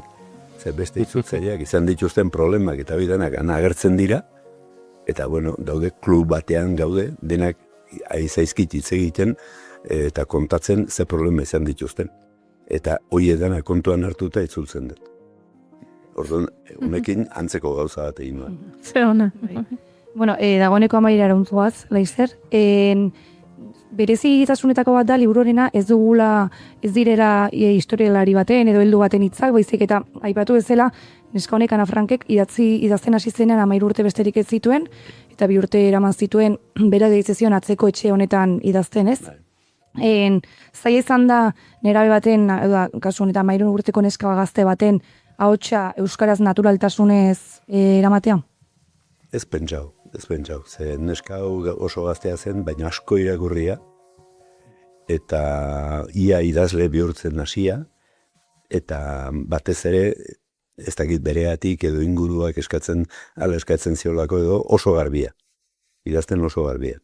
Orduan, ez dauka esaldi bat bukatu gabe. Orduan, hori ez da hain zaila itzultzen. Asko ze zaila izaten dira, beste batzuk, esate bateako bat, tokatu izan zaite Camilleriren liburu bat. Kamilleri,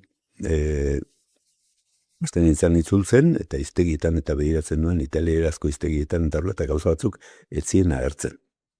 Eta zer da hor? Eta hasi nintzen begiratzen, eta zan Siciliano. Siciliako izkera.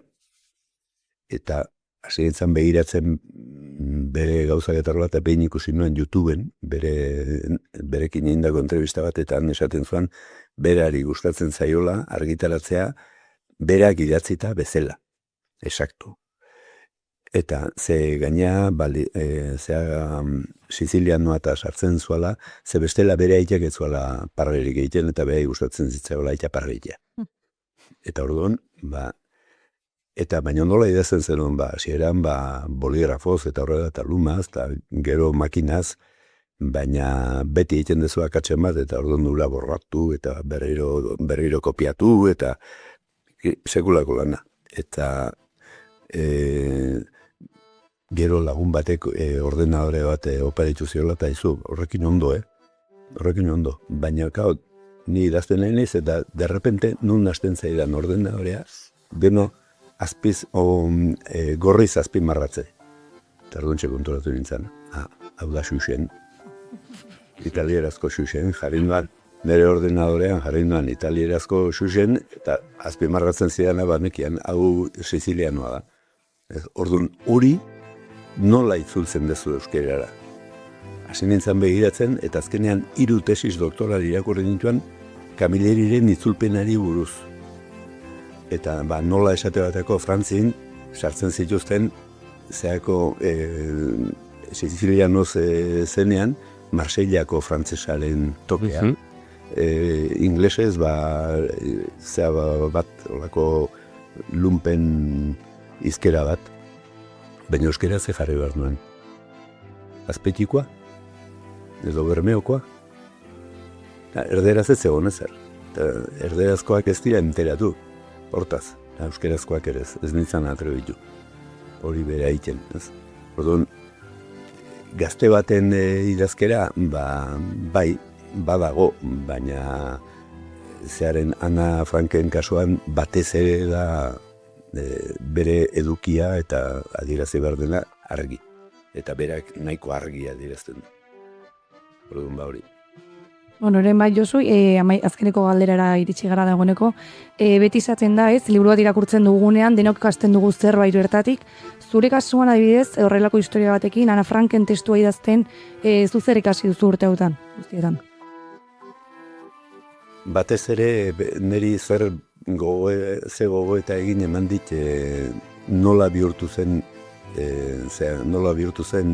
idazle, eta zer egin beharko litzateken irakaskuntzan, aurrak irakurle edo idazle bihurtzeko.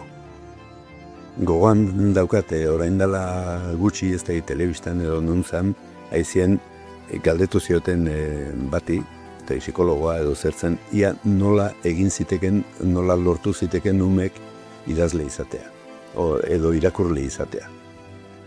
Eta, bueno, ez dakize teoriak eta hasi ziren eta horrela. Eta ne hartzen esaten nuen ez. Hori dana egia da, baina ez, erdia da. Zuk irakurri. Zuk idazle, irakasle, zeuk irakurri. Eta zeuk irakurtzen baldin badezu, antzemango zaizu eta kontatuko diezu gauzak. Ni seguru nago, edo ia seguru, zergatik gustatu izan zaidan beti irakurtzea, eta zergatik bihurtu naizen literaturzale. Nire txikitako geografiako irakasleak ematen zizkigun liburuak irakurtzeko, eta handik astebetera etortzen zitzaizun, eta esaten zizun, aliatu zea, 7. kapitulura aliatu zea? Ez, haindik ez, honena falta dezu, haindik ez. Baina arek buruz egin liburu hori, eta komunikatu iten zizun. Eta honek liburuk irakurtzen ondo pasatzen baldin badu, nizeatik ez. Eta alaxe hasten zea. Eta gero, idazten ere berdin, idazten ere bide beretik hasten zera. Orduan, eta gero euskeraz badago beste problema bat, eta nire itzultzaile bezala ezin dute esan gabe utzi, eta da irakaskuntzan oraindik hizkuntzei buruzko gaietan badaude ingles, eta hor ingles erakusten da, badago gaztelania erakusten da, badago euskera eta euskal literatura, eta orduan erakusten da euskera eta euskal idazleek idatzitakoa, eta gero dago literatura, eta hor erakusten da gaztelaniaz dauden munduko liburuak. Baina ez da erakusten mundua euskerara ekarrita. Eta handu lertxonek inoiz esan izan du, horri buruz, berak aholkatzen diela idazle berriei itzultzeko. Zergatik, itzultzen naizeanean handakarren esan berdezu, eta ezin diozu iesin. Zeureak idazten nahi baldin bazea, orduan iesin dieze egizu, baina bestela ez. Eta orduan behartuta zaude, pentsaera konpleju bat islatzen euskeraz. Eta behin galdetu nion zer gertatuko litzake euskal irakurleak oituko balira euskeraz itzulpenak irakurtzera. Asko zere gutxiago saltzen da. Zer gertatuko litzake? Igual bate baino gehiago ikastaroak egitera joan behar de pensamiento komplejo. Entzuleok, Josu Zabaletaren azken erantzun honekin agurtu ere egin beharko dugu, 79 urte, han Franken egunkaria argitaratu zenetik, eta guk itzultzailea Josu Zabaleta ekarri dugu argurera. Honen inguruan, itzulpenaren inguruan, eta beste hainbat gaien inguruan zagartzen joan dira hausnartzeko, beraz, Josu mila esker, eta bigarren kafe bat ere hartuko dugu, etorkizunean. Zuei mila esker. Nahin asko.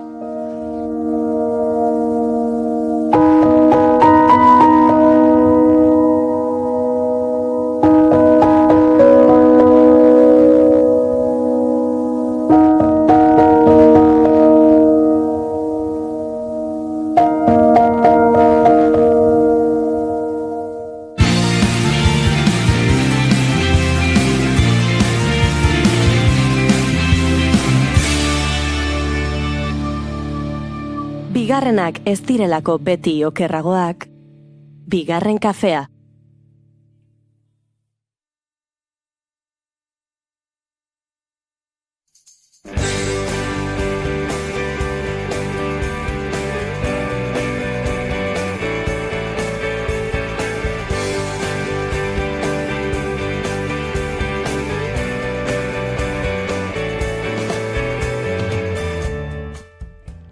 Hogeigarren mendearen lehen hamarkadak. Euskal Herrian aldaketa kultural ugari. Industrializazioak, gizartearen modernizazioak eta Europatik iristen ari ziren korronte berriek eragina izan zuten garaiko euskal gizartean. Testuinguru horretan, hainbat idazle eta intelektual euskararen eta euskal kulturaren etorkizunari buruz hausnartzen hasi ziren.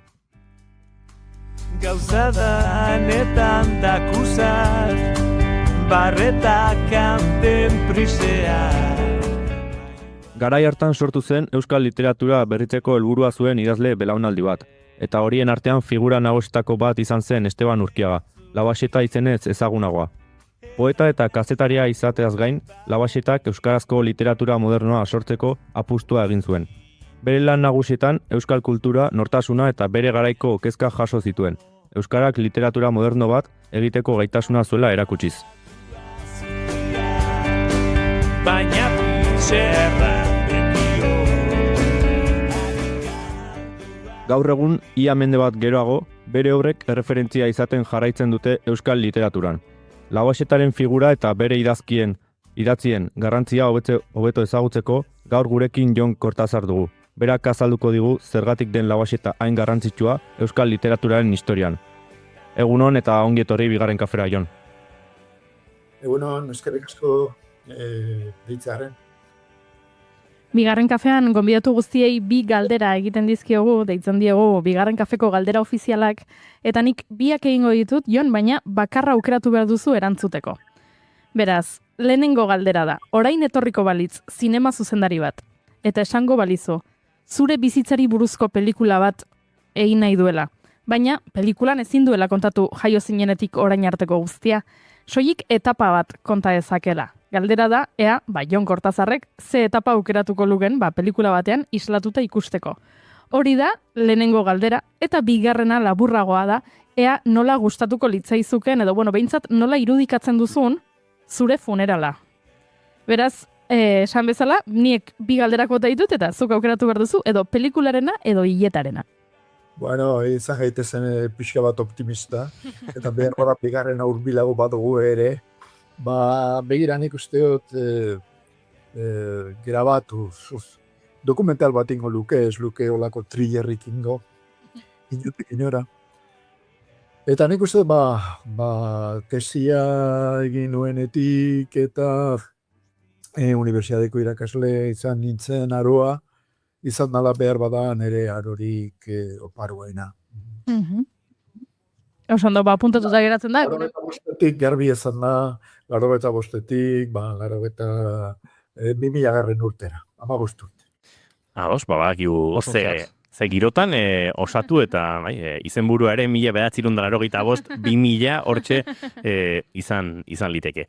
Tira, Jon, galdera ofizialak gaindituta nolabait murgilduko gara, Xabi, Lauaxetaren bideo horretan.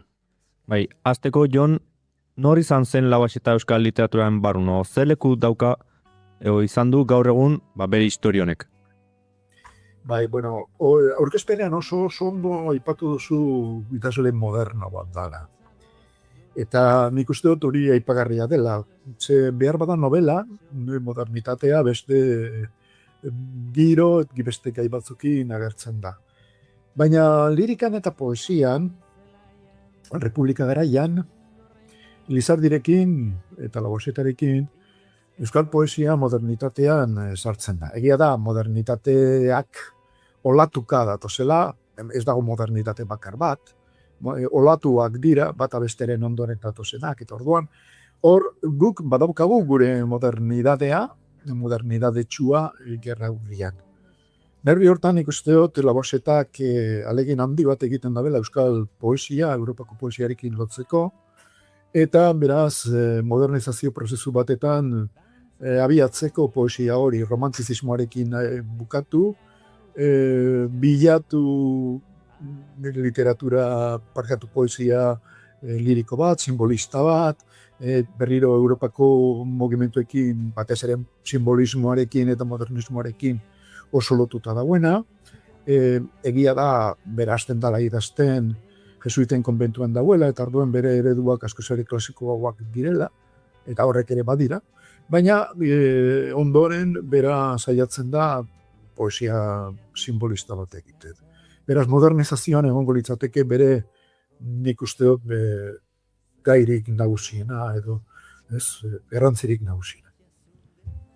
Aipatu berri duzu modernizazio hori, zuk uste duzu hala garaiko testuinguru kultural edo literario horretan agertu zela Lauaxeta edo zer gertatzen ari zen, zein ziren gertakariak uneariet horietan?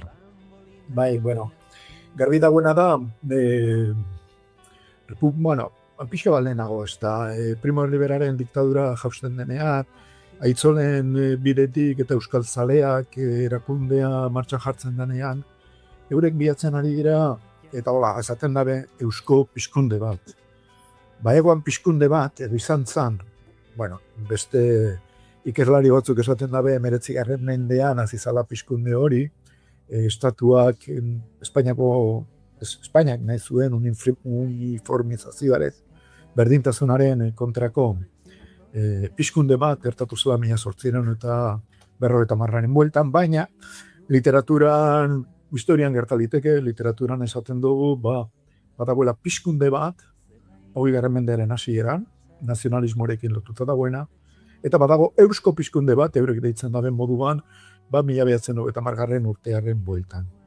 Pizkunde horrek, eusko pizkunde horrek, lotura egin nahi dago ez bakarrik euskeraz, egin nahi dago lotura hori, lehenengoz.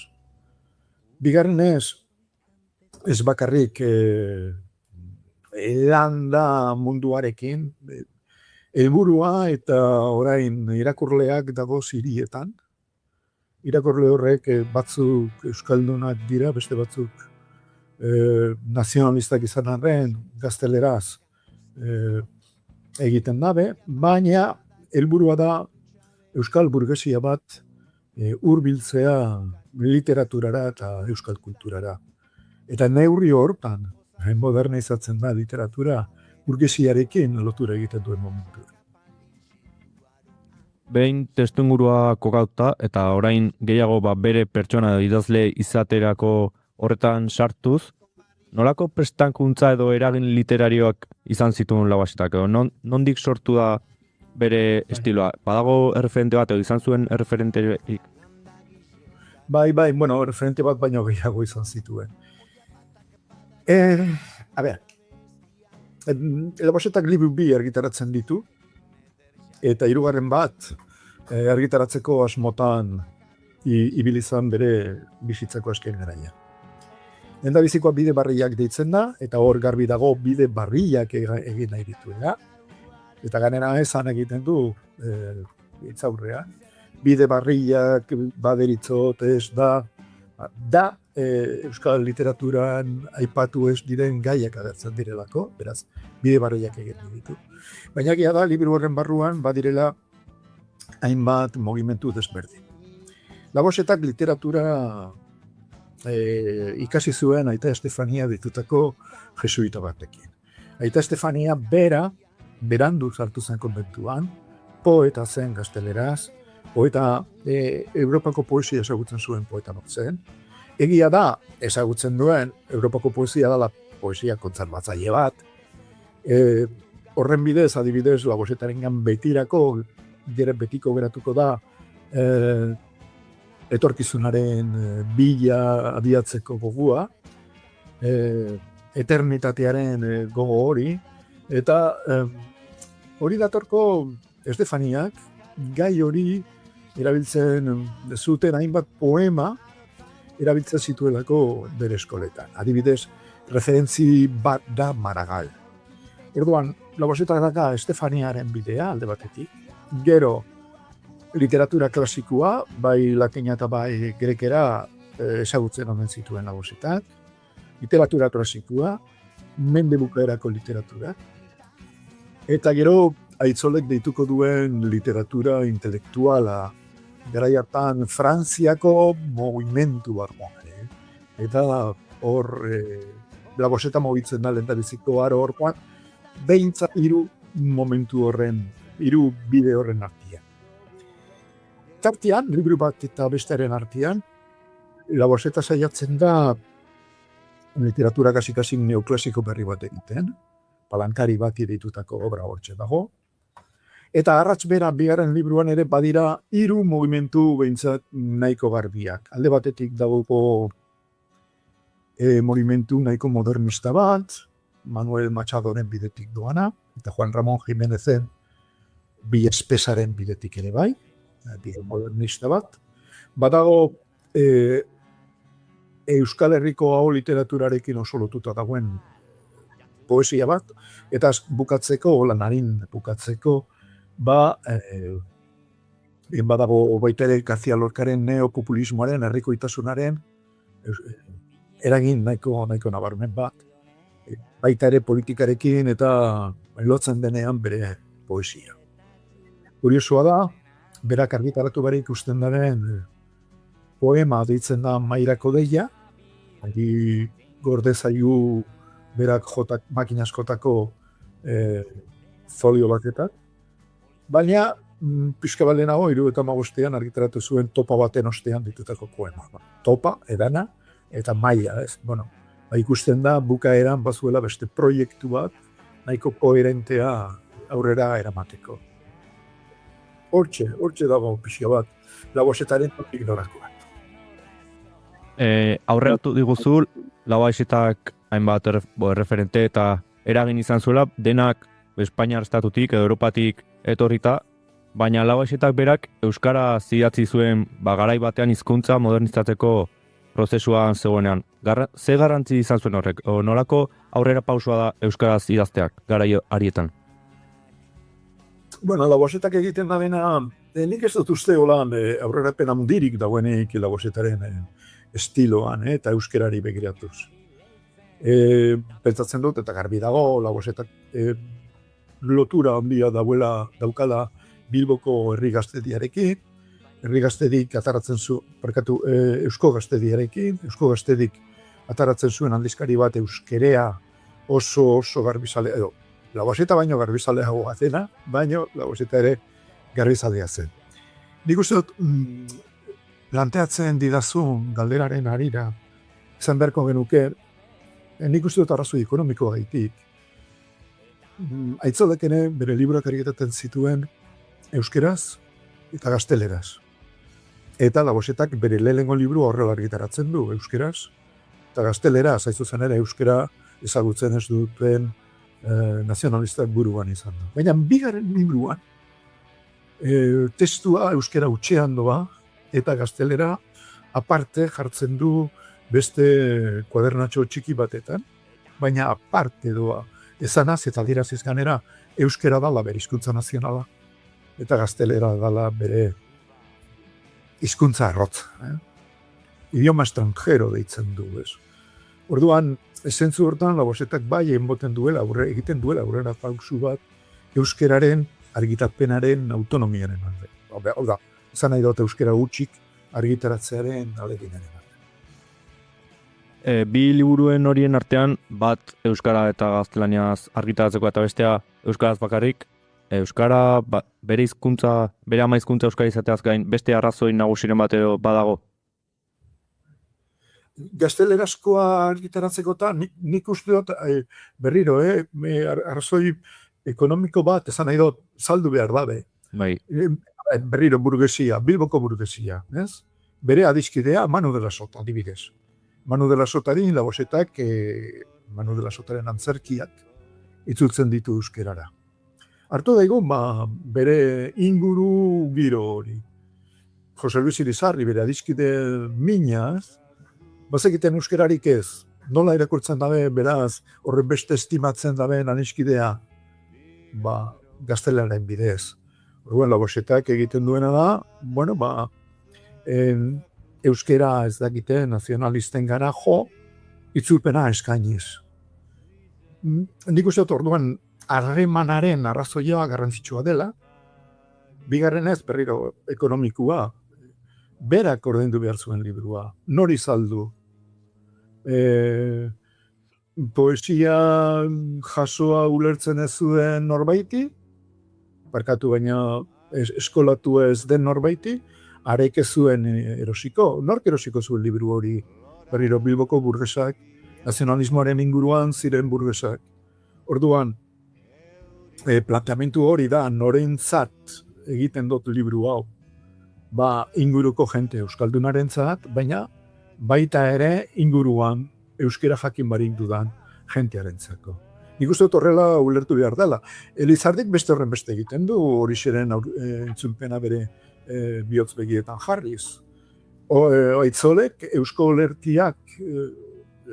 Lerti eguneko libruak argitartzen dituenean ere, hizkuntza bietan ematen ditu. Orduan poemak, esan nahi dut jarrera zan, baina jarrera neurri hortan zan hizkuntzaz kanpo erakustea, hizkuntza erabiltzen zuten inguru hortatik kanpo erakustea baita ere zen nolako literatura egiten za.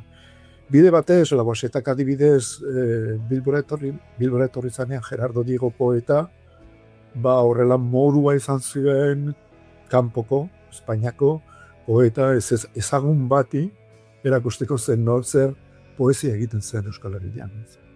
Horrek dira nik uste arrazoia prestigioa, hurbiltasuna, adiskidantza, eta nik berriro dinot uste dut ekonomia. Ondo laburtuta bere eragina, gero bai, jakin nahiko genuke, gerora argitaratu zituen lan horietan, poesia aldetik ere bere idazkeran aldaketa nabarmenak egon ziren. Hizkuntza bakarrean argitaratzeaz gain, bere poesian edo idazteko modu hori ezberdina zen edo lehen lanetik jarraitu zuen.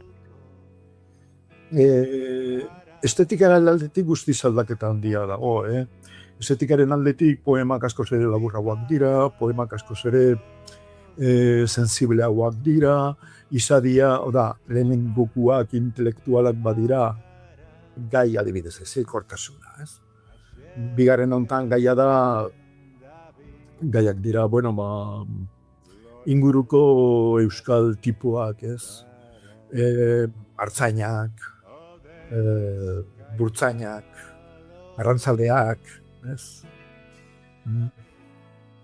Itxaz ondoko maite minak zenbat itxaro orduz eginak, eraz arrantzaleak, mehatzariak. Bai, estilo aldaketa bat dago, batez ere Aitzolek planteatzen duelako 1992tik aurrera eta Garbiago 1993tik aurrera kopla zarra erabili behar dela eta Aitzolentzako kasik kontua automatikoa zen. Kopla zarra erabiliz gero herri literatura, herri poesia egiten zen. Laboxetarentzako kontua komplikatua zen. Baina herri kopla erabiltzen du neopopularismoa, poesia herrikoia egiteko, baina Laboxetaren poesiak jarraitzen du jasoa izaten, batez ere elipsi asko erabiltzen dituelako. Bai, aldaketa abondiak dagoz, baina momentu batetan, ez dakit nik, baina esan daikegu behar bada Laboxetak idazten duela ratberan eta jarraitzen duela herrikoitasun hori Aitzolek asko agintzen zuelako euskal poesiaren eremuan garai hartan. Eta salto eginda, demoran aurrera eginda pixkanaka, 20. mendeko euskal literaturaren garapenari begiratuta, ondoren atera ziren idazlei begira, esango zenuke badagoela norbait zehazki Laboxetaren idatzietan edo olerkietan murgildu zena? Bai. Bueno, nik uste dut kasu hortan, Laboxetaren eraginez, arlo bi banandu behar direla.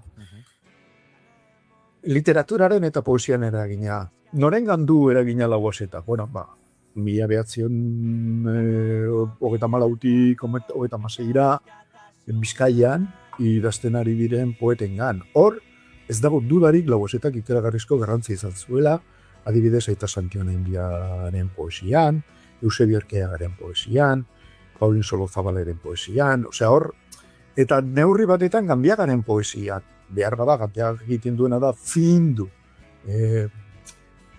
asko matizatu, ez? Laboxetaren mundua oraindikan muina bihurtu, baina hor badago, batez ere Bizkaiko poesian badago, eragin nahiko garbia 1975 arte ere mantentzen dena. Gerora egia zan, poesian ez dut uste horren beste oihartzunik izan da benik. Bigarren arloa da Laboxetaren irudi, figuraren eragina, eta Laboxetak usteot zentzu horkan, Laboxetarengan oinarrituz, Laboxetaren poesian oinarrituz, egin dira diskoak, adibidez, eta disko horretan, Laboxetaren poesiaren eragina badago, baina, beste modu bat da, ez. Laboxeta bera, edo bere bizitza, lehenago pelikularena erantzun behar izan, Laboxetaren bizitzan oinarritutako Juan Luis Zabalaren novela, Jon Maiarena, Laboxetaren bizitzan oinarritutako Mungiako herriak egindako herri antzerkia. Alde batetik dago bere poesia, eta poesia horrek irauntzen du, simbolismoak irauntzen duen arte, eta gero berriro beste modernitate bat dator, eta orduan edo postmodernitatea dator, eta orduan aldatzen dira ardaz estetikuak, eta gero Laboxetaren bizitzak badu, nik uste, eta berak baduela eragina gaur egun, ez daki, igaz adibidez Gontzal Mendibilek estrenatu zuen musika ziklo bat Laboxetaren poesian oinarrituta. Beraz hor, aro berri baten sorrearen ondoren moldaketa bat egon zela esan dezakegu, ez? Bai, eske gerra dator, gerraren ostean gauzak asko aldatzen dira, egia da asko aldatzen direla. Laboxeta ezin da astu, Laboxetak jarraitzen duela lexiko aldekik joera garbizale bat. bide batez Azkueren hiztegi batetan oinarrituta, ganera, ez? Azkueren diccionario de bolsillo deitutako, eta gaur egun astuta daukagun hiztegi batetan oinarrituta.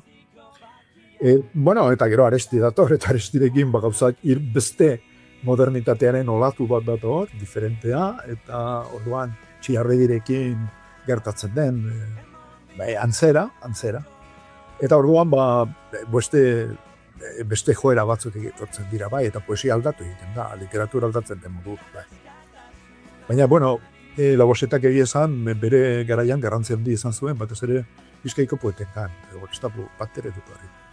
Eta horrek gerra pasatzen zuten, eta, bueno, nik horrelako poeta batzuk, lehenago aipatutako 3 behintzat ezagutu nebazan. Santiago India, Arkiaga, hori zutzaban. Eta orain, ia 100 urte igaro diren honetan, zergatik jarraitzen du Labosetak gaur egun garrantzitsua izaten edo? Jarri ezagun adibide bat, gazte batek bere poemak irakurriko balitu, zer aurkituko luke? O zer ikasiko luke? Nik uste momentu honetan behar bada ez dela horren beste Labosetaren eragina poesian ageri, baizik eta berriro Labosetaren irudian agertzen dela. Dana dela erantzunez, ez? Zer aurkituko du gaurko gazte batek Labosetaren poesia? Ziurrenik aurkituko duena da poesia politiko bat, behar bada, ez dakit, hori da gehien nabarituko dena, gaur egun, naiz eta Labosetak baita ere poesiaren autonomiaren alde egin. Aurkituko du behar bada poesia egiteko teknika zinematografiko bat, eta horregatik iruditzen jatan niri Labosetaren poesia, horregatik ere iruditzen jatan niri Labosetaren poesia ez dela erreza, fokua, kamera asko aldatzen duelako poema baten barruan. Eta ziurrenik aurkituko lukena da langilera hildu bat, hori da edo mendiko izaldiarena, ez? Hau da, badago poeta bat, poeta baten eragina neurtzeko badira estrategia bi. Bata eriotza da, Labosetak ez zuen esan edo zelan eriotza, fusilatu izan zen. Eta beste gauza bat da, eslogan batekin ezagutzen dugu nada ez. Eta Labosetak eslogan bat ezagutzen dugu. Dana inmobiliariako maite dan askatasunari. Bide batez, niri, perfil. Baina, esloganak funtzionatzen du. Yes, Elizardiren kasuan, ez berri dugu nalzuen hemen dira, izan diteke bide batez, Antoni Matxadoren bertso baten itzulpena den, ezaldi hori izango litzateke behar bada bere eslogana, ez? Edo nik hizkuntzalarrekoa nahi zaitu nora nahikua. Baina, bueno, ikusten duzu ez, esan nahiak oso desberdinak dira. Esloganak asko bideratzen du poeta baten za. Erresten du. Eta ja amaitzen joateko, Jon, Labosetaren ideia edo ekarpen batekin geratu beharko bazina, bakigu ez dela erreza, baina zein izango litzateke? Zein izango zen ekarpen hori edo ideia izango zuena, begira hau da garrantzitsuena? Bueno, nik nire buruarekiko erantzungo ditut. Bueno, bitu, ni oso irakurle porrokatu izan naiz. Eta orduan ikusteak Labosetak zenbat irakurtzen zuen. Horrek beti harritu egin da, harritu. Egia da Labosetaren bibliotekaren zerrenda bat, katalogo bat, ezaguna dala, badakigu zer zuen bere bibliotekan, baina nola kazetaria zen, eta egunero artikulu bat idatzi behar zuen, hor pila bat informazio eman zuen bere irakurketin buruz. Eta benetan irakurketetan oso aberatza zen Laboseta. Horregatik, horren beste eragin kanpotik ekarriak agertzen dira bere poesia. Baina berriro, hau nire zaletas oso irakurzalea naiz, beraz, ikusten badot egile bat oso irakurzalea dela. Kasu honetan asko postu. Jon Batik Hortzazar, gustora asko jarraituko genuke Lauaxe eta Aletzen eta gure literaturari tiraka, baina eguerdiko 12ak saioa amaitzeko ordu ere hurbiltzen ari zaigu eta agurtu egin barko zaitugu. Mila esker gaur gurekin Lauaxetaren bizitzaren mugarri den ekainaren 25 honetan ere, gurekin tarte hartu eta sakontasun hauetan gure entzuleekin jakituri hau guztia elkarbanatzeagatik. Eskerrik asko zuei. Benetan, bihotzez. Entzuleok bagoaz esan da bezala, tarte luze eta ederra egin dugu, Xabi Arritaren eskutik, eta Jon Kortazar, Euskal Filologian doktore eta Euskal Literaturako Euskal Herriko Unibertsitateko katedradunarekin. Lauaxetaren inguruan, Orwellen inguruan, beste inbaten inguruan gorko saio hau, baina guri agur esateko ordua ere iritsi zaigu, Xabi Arrieta, datorren, bihar egokituko zaigun, edo datorren erarte. Bihar azaldu barko. Oiz ondo, eta goiuri ez egizaran dira, zuri ere bihar arte. Bihar arte noski. Entzuleo, kamarak eta bostean hemen izango gara, bigarren kafea zuekin hartzeko asmoz izan ondo, eta gozatu azken minutu pare honetan, Anje Dualdek abestutako Otxokorena, hain zuzen ere, Lauaxetaren poesian oinarrituta, osatutako 100. hamaika diskotik, ondo izan, bihar arte.